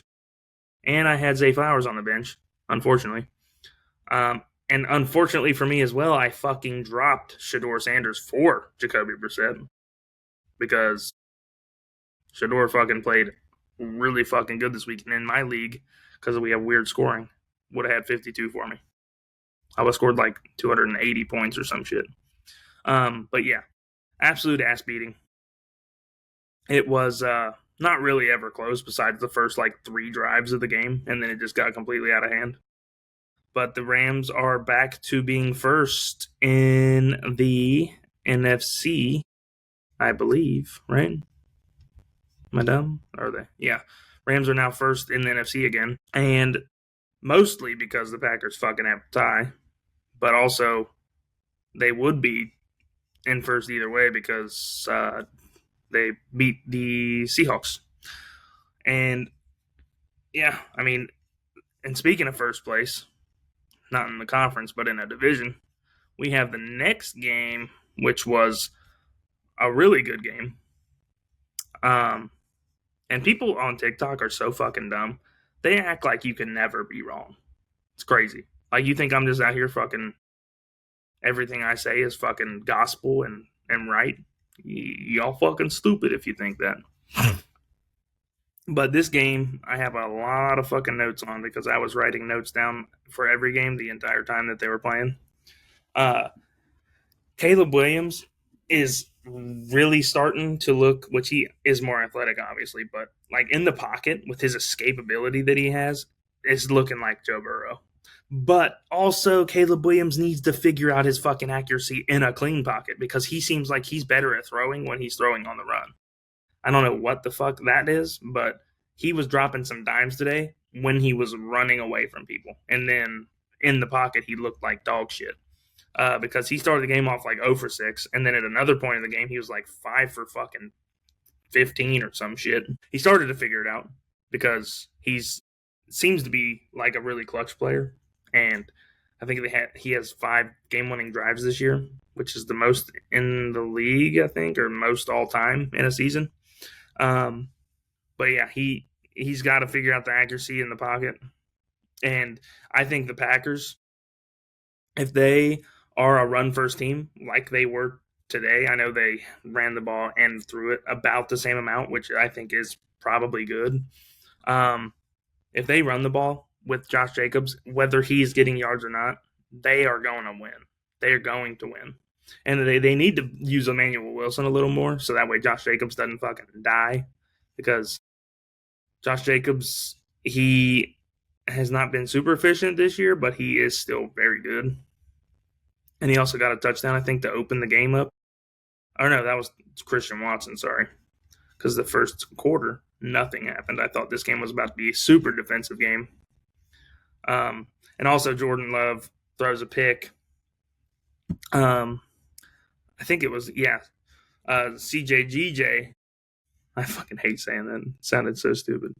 Had a big interception on the first drive. It's 3rd and 19. It was basically a punt, but the punt was shanked and somehow also returned because the Bears got the ball 7 yards back from where they punted the ball, even though it wasn't a punt, obviously. But, yeah, Jordan Love threw a pick, and I believe it was, like, right to Gardner Johnson. Like, he didn't even have anybody near him, really. But I also think he might have been getting hit. I can't fully remember. I was watching 3 games at this point. And then there's a bunch of punts, and then I was talking about it last week, but Christian Watson is really, really, really, really fucking good. And he seems to be their number 1 receiver. And I think he should be because he has been balling since he got healthy this year because these are the first games he's been playing this year. I think he's been back for 4 or 5 weeks now, and he's got a touchdown almost every game this year.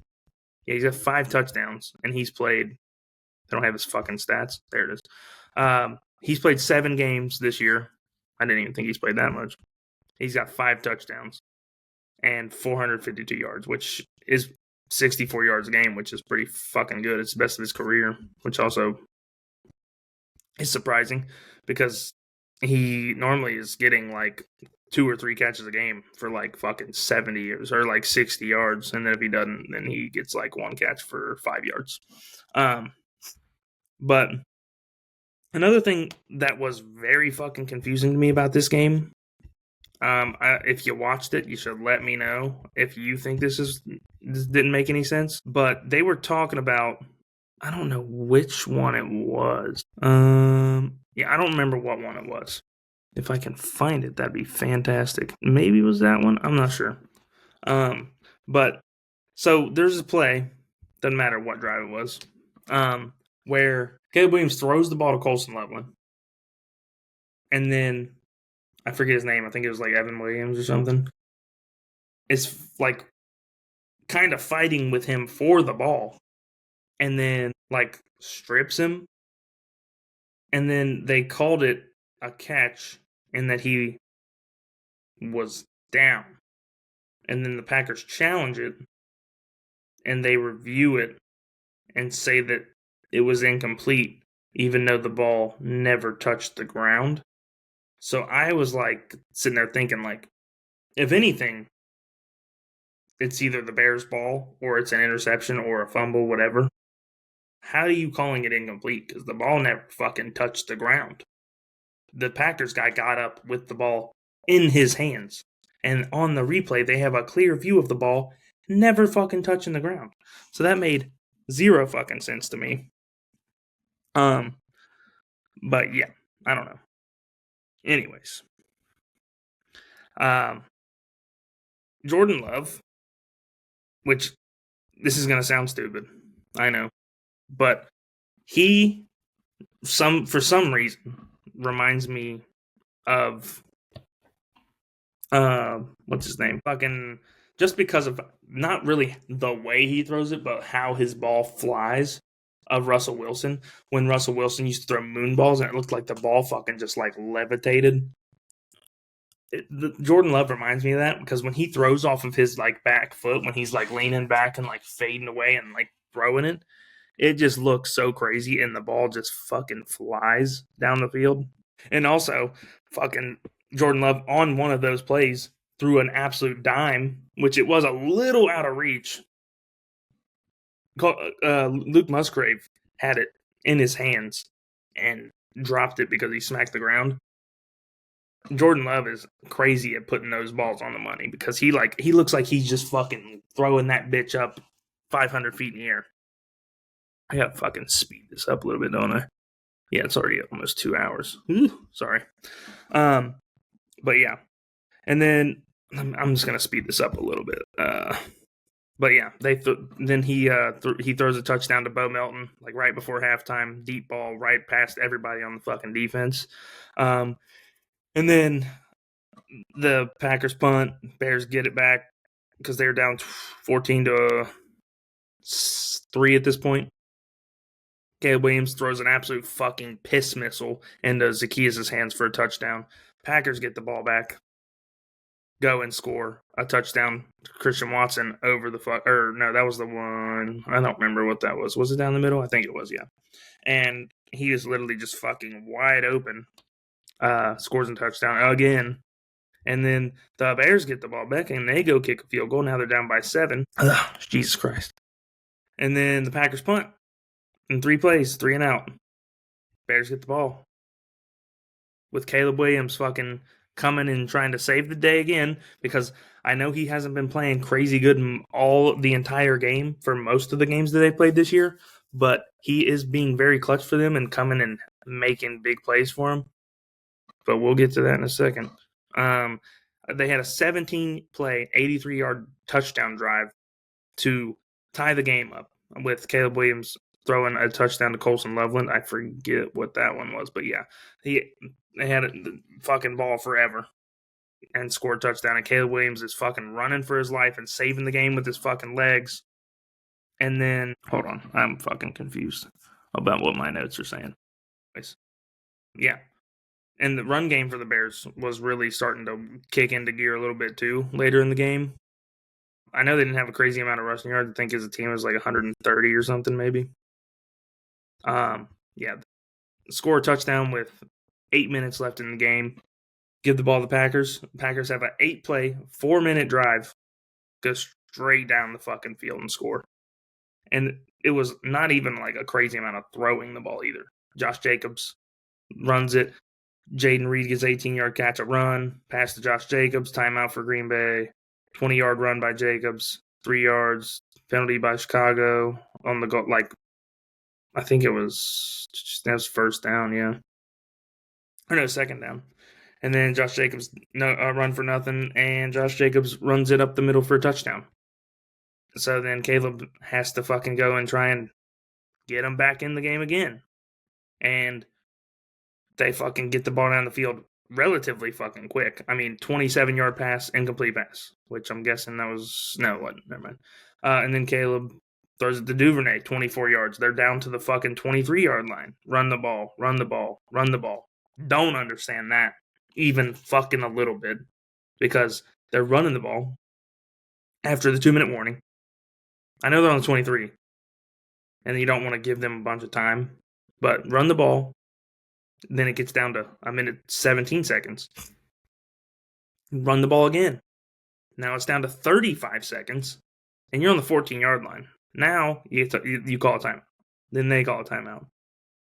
And then the last play of the game for the Bears, Caleb Williams rolls out to the left, turns his hips, fucking don't know what he's doing, lobs the ball up in the air, and Keyshawn Nixon, I think. Yeah, Keyshawn Nixon picks it off because he underthrew whoever the fuck it was by like fucking 2 or 3 yards. So that's how the game ended, because then they took a knee and that was it. It was a good game for first place. But yeah, I mean, the Packers are just good. Their defense is really good. They were getting after Caleb all fucking day. Only took 1 sack, but he was just escaping them like crazy. But yeah, so now the Packers are in the lead of the division and in second place in the NFC. Then we're going to move to the Sunday night game. I'm not surprised the Texans won, but their offense has got to be better. Having a lot of notes on this fucking game too. Jesus Christ. I'm just gonna go off the fucking hip with this one a little bit more, because this is the longest fucking episode I've ever done. The Chiefs backup tackle, because all of their offensive linemen basically hurt this game, gets hurt on the first play of the game, and then literally like the first quarter or so, right? First quarter is basically all punts. Then Texans get a field goal, Chiefs punt it. Then the Texans have a 90-yard fucking drive where I think Nico Collins had a big fucking play. Yeah, big plays. And then they go down and CJ Stroud gets off a pass literally like at the last second. Like he's holding it, I think, kind of to let the play develop a little bit. Has, I think, Nick Bolton like right in his face, lobs it up. Not really lobs it, but it was like a half fucking yard pass to Woody Marks, and he runs in wide open for a touchdown. And then the next drive, Jalen Petrie intercepts Mahomes, and the fucking Texans get the ball, and guess what they do? Nothing. And then the Chiefs have a 72-yard drive from like the fucking 5, I think is where it started, or 3. And right before halftime, and Harrison Butker misses a field goal, which would have tied this game, actually, I believe. Oh, no, it wouldn't have. That was one. I'm thinking a little bit too far ahead. There's a lot of punting in this game, though, because the defenses are both really good, but the Texans' offense is just really not great. Besides Nico Collins, they can't really run the ball. They're not really that good at pass blocking unless Davis Mills plays. Makes no fucking sense. But a lot of punts. Also, Kareem Hunt scored a touchdown, which the Chiefs brought it back in the third quarter. Got all their points back. It was tied at the end of the third quarter. And then the first drive of the fourth quarter for the Chiefs, which was started in the third quarter. Mahomes throws up a fucking deep ball to, I think it was Hollywood. Kamari Lassiter picks it off because it was underthrown by a couple, like probably like a yard or so. And then once they get the ball back, the fucking Texans punt it. And then the Chiefs get the ball, have the ball on their 31-yard line, go for it on fourth down, do not get it, which is fucking insane. And then the Texans answer that with a touchdown, and Dare Ogunbowale comes in and scores when he's had 84 touches on the whole season in week 14. So that's crazy. And then the Chiefs get the ball back again and have turn it over on downs because Rashee Rice has the ball hit him straight in the fucking chest, and he doesn't fucking catch it somehow. And then the Texans punt right after that, and then Mahomes throws it to Travis Kelce. I think that was that one. Yeah.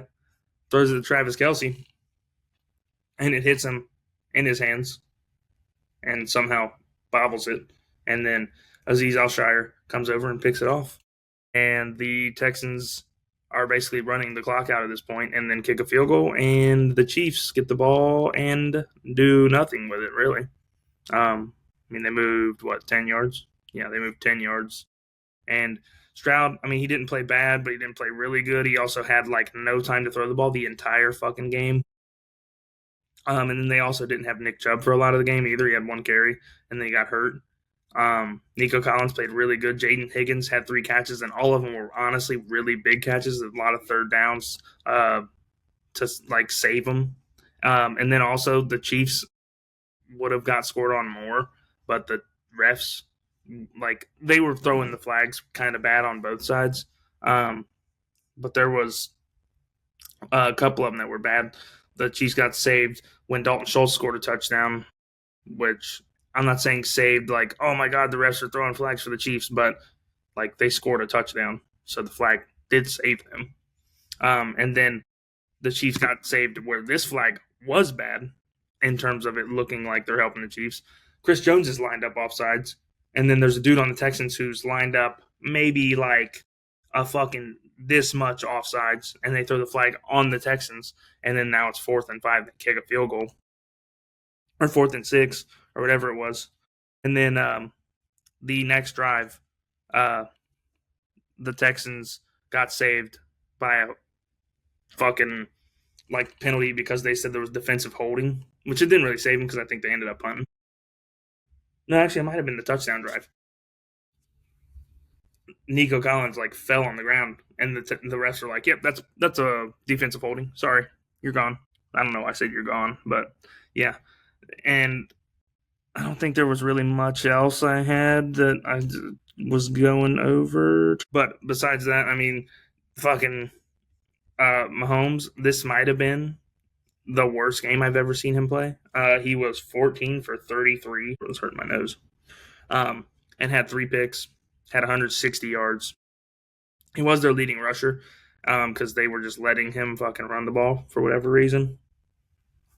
But the Chiefs, they're down in the dumps. I don't think they're making the playoffs unless a miracle happens, because they were talking about before the game, like, oh, the Chiefs have a really good chance to get in the playoffs now that the Colts are losing. I was like, well, the Texans are fucking playing pretty damn good right now, so I'd maybe talk about them as well. I forgot I got to talk about the Eagles game as well, so I'm going to go over that really fucking quick, just kind of do it like who I think's going to win. I think the Eagles are probably going to end up winning this game. Their defense is really fucking good. I know it hasn't been looking great the last couple weeks, but I think it'll be a tight game because the Chargers are getting Amari and Hampton back, and they're probably going to run the ball a lot and get the offense that they've really wanted to run all year going, even though they're winning games with Herbert slinging the ball around. And they have 3 really good receivers and a good tight end. But I think they're going to run the ball a lot this game because also Herbert's hand is hurt if he even ends up playing. But I mean, the Chargers have been playing good all season. I mean, the Eagles realistically have been playing good all season in terms of winning, but the last 2 weeks they've looked like shit. And apparently Nick Sirianni said they're going to be making some major changes this week, so maybe they'll end up fucking letting Sirianni call plays or something. I don't even know if he's an offensive guy or defensive guy, or if he's just like a Dan Campbell where he just fucking is like, let's just go out there and kick the fuck out of him. But yeah, I think that the Eagles are going to win just because it's the Eagles. I don't know if they'll win because their offense does really good or if they win because their defense is just playing unreal. But I think they'll end up winning this game because they're kind of like on the verge of maybe not making the playoffs if they keep playing how they are. I think they are going to make the playoffs, but they could be on the verge of not making the playoffs. And the Chargers, realistically, they can lose this game. But if they do lose it, they are almost out of the playoffs, I believe, or they might be out of the playoffs if they lose. So I guess we'll see. But I think that the Chargers are going to lose. And the Eagles are favored by 2, and it's in Los Angeles, so we'll see. It's probably going to be basically an Eagles home game. And then just really quick, I'm going to also go over this because we are at 2 hours. It'll probably get cut down a little bit because of the thing that I used to let it look at change it for me. But we are going to look at these Premier League games real quick. I think it is so funny that Liverpool drew with Leeds, and then after the game, Mo Salah, I think it was after the game, Mo Salah was talking about how he thinks it's crazy that he's getting thrown under the bus and blamed for bad play, even though in this game he didn't even play. Which I don't know why you're not going to play him, because he was on the verge of leaving last year, or maybe 2 years ago, and then they didn't. They ended up signing him back, and then now they're just going to not play him, even though he's probably the best player on their team still, besides maybe like Ekatike or Isaac or whoever, because McAllister's not really having that great of a year either. He's normally one of their better players. I know Szoboszlai is probably having a good year as well, but I haven't been able to keep up with soccer as much because they play their games when I'm going to sleep. And then Man City gets a 3-0 win over Sunderland. And Phil Foden is officially back and getting back into form. He's got a goal and an assist this game, and Ryan Cherky had a fucking dirty assist. I believe it was this game where he had the Rabona assist, and that was fucking sick. And then the fucking one last thing I want to talk about with the Premier League is the fucking funniest shit. The bottle job Arsenal.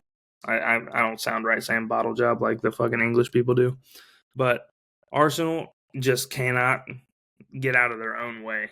I mean, they just fucking lose in the funniest ways, and they lose titles and everything in the funniest ways. I literally last week or 2 weeks ago said I think that Arsenal probably will win the Premier League and have a really fucking good chance of winning the Champions League. And I think there's no reason that you should be able to use excuses for this because it's been happening for like 4 years now, 4 or 5 years, where they are like top and they're like, oh, we need this. They go get it. And then they're like, oh, well, we need this too. Like they needed a striker. Now they got Gyökeres and they still can't fucking do what they need to do to win these games because now Man City is 2 points behind them. Chelsea drawing really does not bode well for them because I don't think that they I think they're now like a couple points off of them. No, they're only 3 back. Oh, no, never mind. That's not Chelsea. Chelsea fucking fell off the last 2 games because I forgot they lost to Leeds too during the week. But Villa is only 3 points behind them, and Crystal Palace in 4th. They're fucking only 7 points off. So Arsenal, they are going to have to figure it out because if Man City could get draws instead of losses on the games that they are losing, they would be right there with Arsenal, which they are with Arsenal right now, but they just have 2 points off because they have 2 draws or 1 draw, and Arsenal's got 3. So, yeah, I mean, we're a little early in the season, but I mean, still, like, Brentford's in 19th, and they are not in 19th, sorry. Brentford has 19 points, and they're in 14th, and they are only like 14 points off of Arsenal, which is crazy.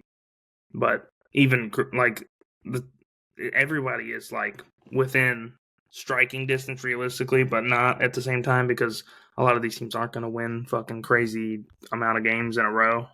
But Everton being up that high is crazy because they've been like on the brink of fucking relegation almost every year for the past like 3 years. And now they are, I guess, just back. Did they sign? Were they the ones that got Grealish? I think they were. No, who was it? Who got Grealish? I forget who got him. It might have been Everton. So that probably fucking helps because he's probably balling for them or playing at least decent. Let me check. Am I dumb? Was it Grealish went there? It was Grealish went there. Okay. Yeah. So that probably helps them out a little bit because they got a playmaker on their team that's able to fucking deliver dimes for them because I love Jack Grealish. He's awesome. But yeah, I think if Arsenal fucking end up blowing this when they're quite clearly the best roster in all of Europe and probably the world, and they fucking don't win a trophy, they have to get rid of Arteta. And I know the fans want to get rid of Arteta because I would just be fucking pissed off at this point if I was a Arsenal fan, because it would just be, it's just like insane at this point. Like it just keeps being crazy shit that is going bad for them because of Arteta, really. And then I'm just gonna do this one last thing. We're gonna go over the World Cup because the World Cup draw just happened. So I'm just gonna read off the groups. I'm gonna say who I think is gonna be the top 2 in the group and who's gonna win, like top 2 and who's gonna be in first. And then I'm gonna tell you who I think is gonna win the Golden Boot. And I'm just gonna do that now, actually, because might as well. It's probably gonna be Mbappe, and he's probably gonna fucking be climbing the ladder of World Cup goals because he's already like in 5th place or some crazy shit. and he's played in 2 World Cups. Anyways, this is not the one I wanted. I want the Men's World Cup. Where's the Men's World Cup? Because this is not it, right? No, that is not. Where's the Men's World Cup? Hold on. Okay. So not all the teams have been completely in yet. Let me see if I can find one with an actual thing on it. What the fuck am I looking at? I'm gonna freak out in a second. About to punch myself in the fucking nose. Okay, whatever. Okay. I just want to see this. Okay. That's what I wanted. I wanted to see the teams that, like, were maybe going to have it. Why did I just get so big? There we go. Okay, so first group, Mexico, South Africa, Korea, and then the other teams that have a chance to get in, Denmark. They don't have the full name on here. Whoever MKD is, Czechia, and Ireland, I believe. Denmark, I would guess, would be the one to get in because they're normally pretty fucking good. But if that is the group, Denmark and whoever, even if it doesn't matter who else is down there, I would probably say Mexico's getting through that one in first. Psst, no, don't be meowing right when I'm about to be done. So Mexico, I would say probably finishes first. I mean, I don't know if Denmark's really that good anymore. I don't really know that many people on their team. So I'm just going to pick a random and I'm going to say Korea because Human Son's on their team. And in that group, I feel like he should dominate. And then we got Canada. And then who's it? Italy. No, I don't know who NRL is. I'm guessing that's Wales. And then some other country says BIH.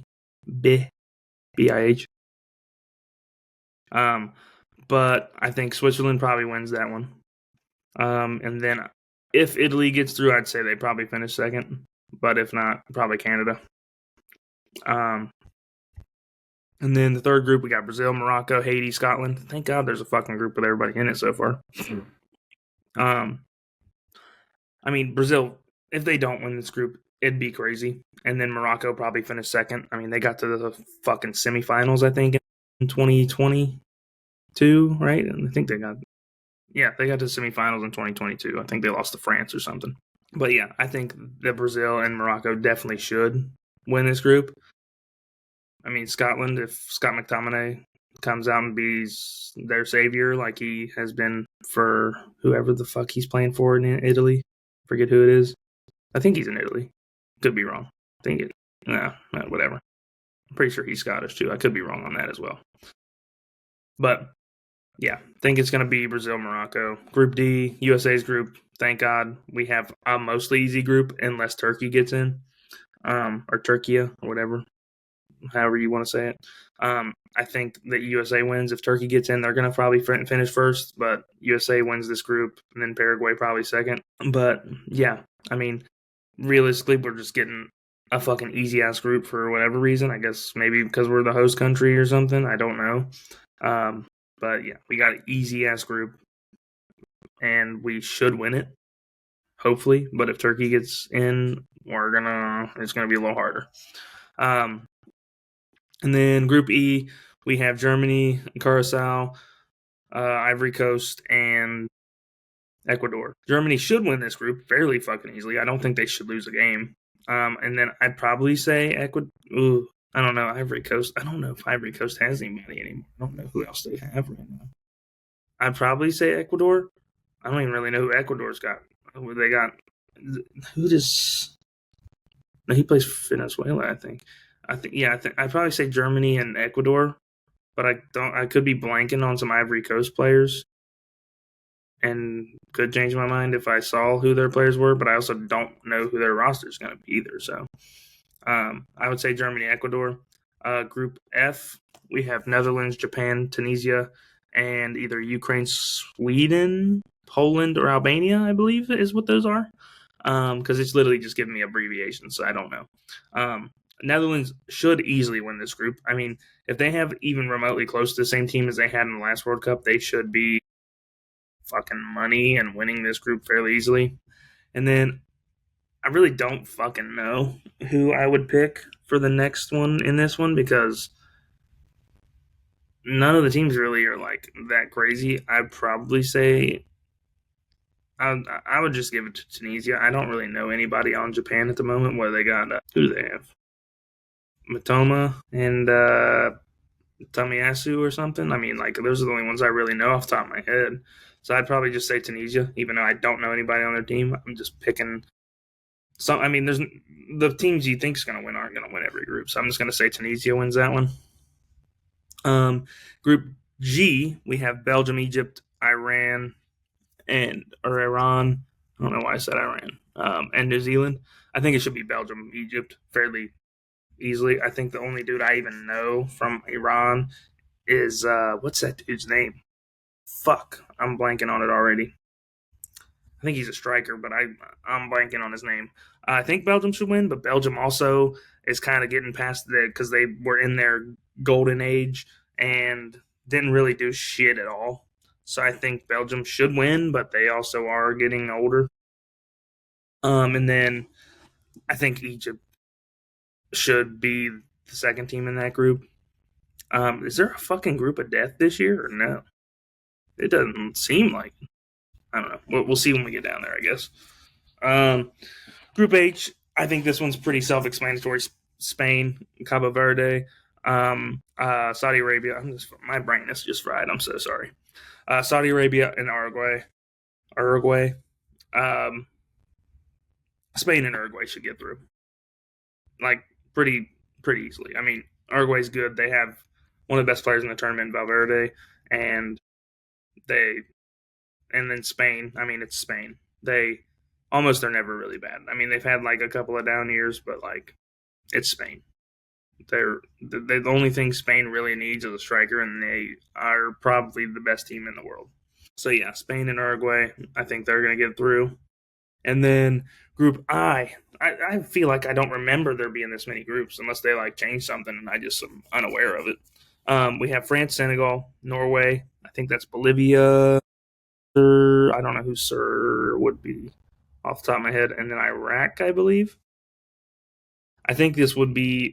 I would probably give France, Senegal, unless Holland comes out and just absolutely starts carrying them, like backpacking Norway to a win every game.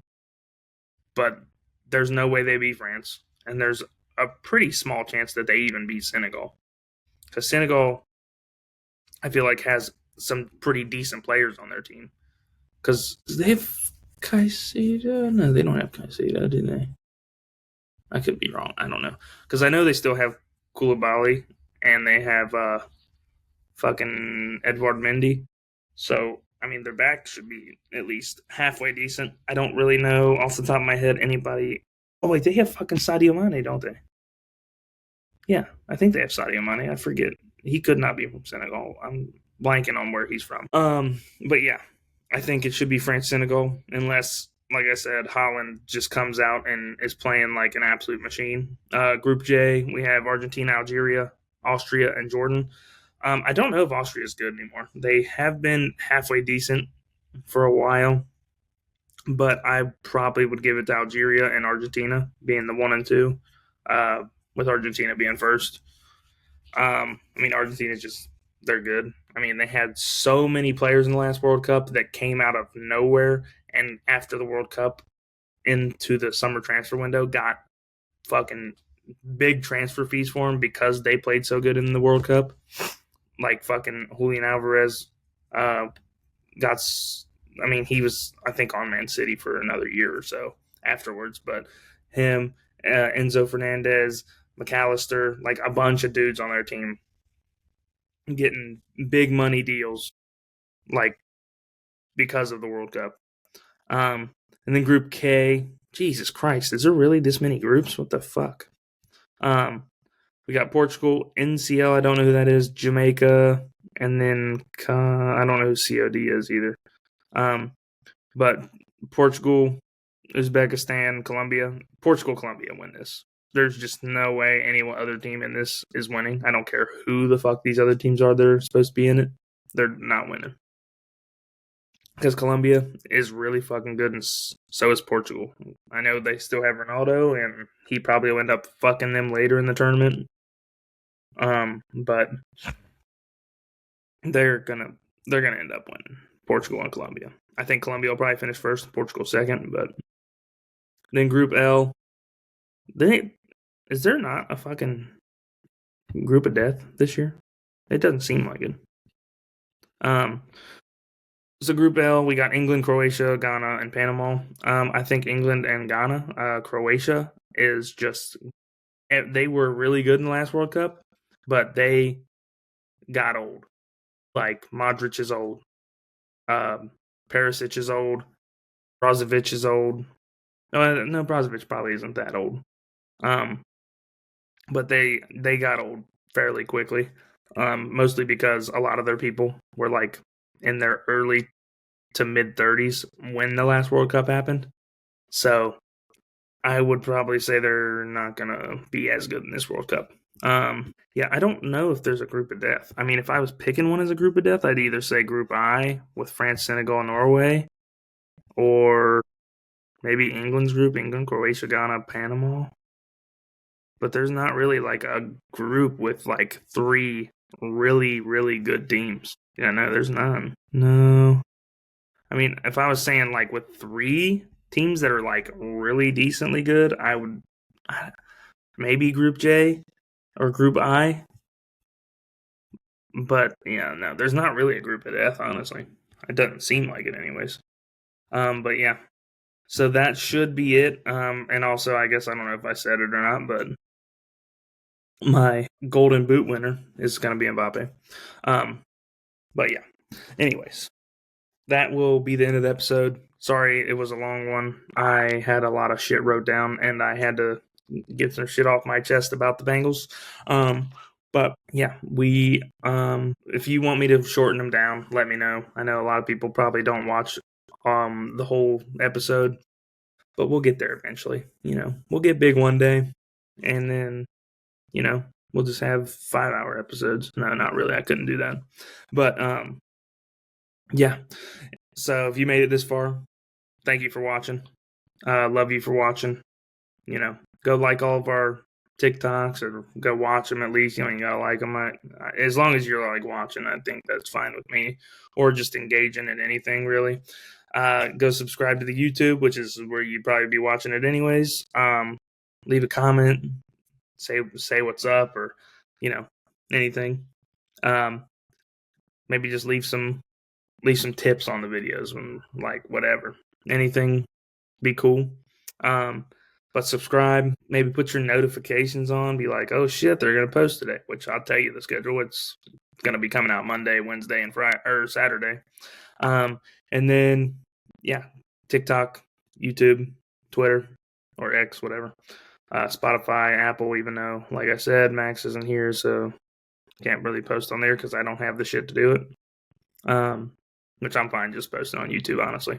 But yeah, go give us a subscribe. That sounds stupid. Go give us a subscribe and follow on TikTok and, just go engage on there. I mean, there's people talking shit on there, so it's kind of fun to talk to them. I like just giving them positive messages back. Like, they'll be like, oh, yeah, fuck you. You said my team was going to lose. I'm just like, oh, okay, I love you. But yeah, that is going to do it. And tomorrow we have the Eagles and the Chargers, and then we're going to talk about I don't really know what we're going to talk about. Honestly, I might take a break on Wednesday because I'm just like brain fried. Well, I don't know. I'm just going to probably do a really short episode on Wednesday. But yeah, that is going to do it. So, love y'all. Peace.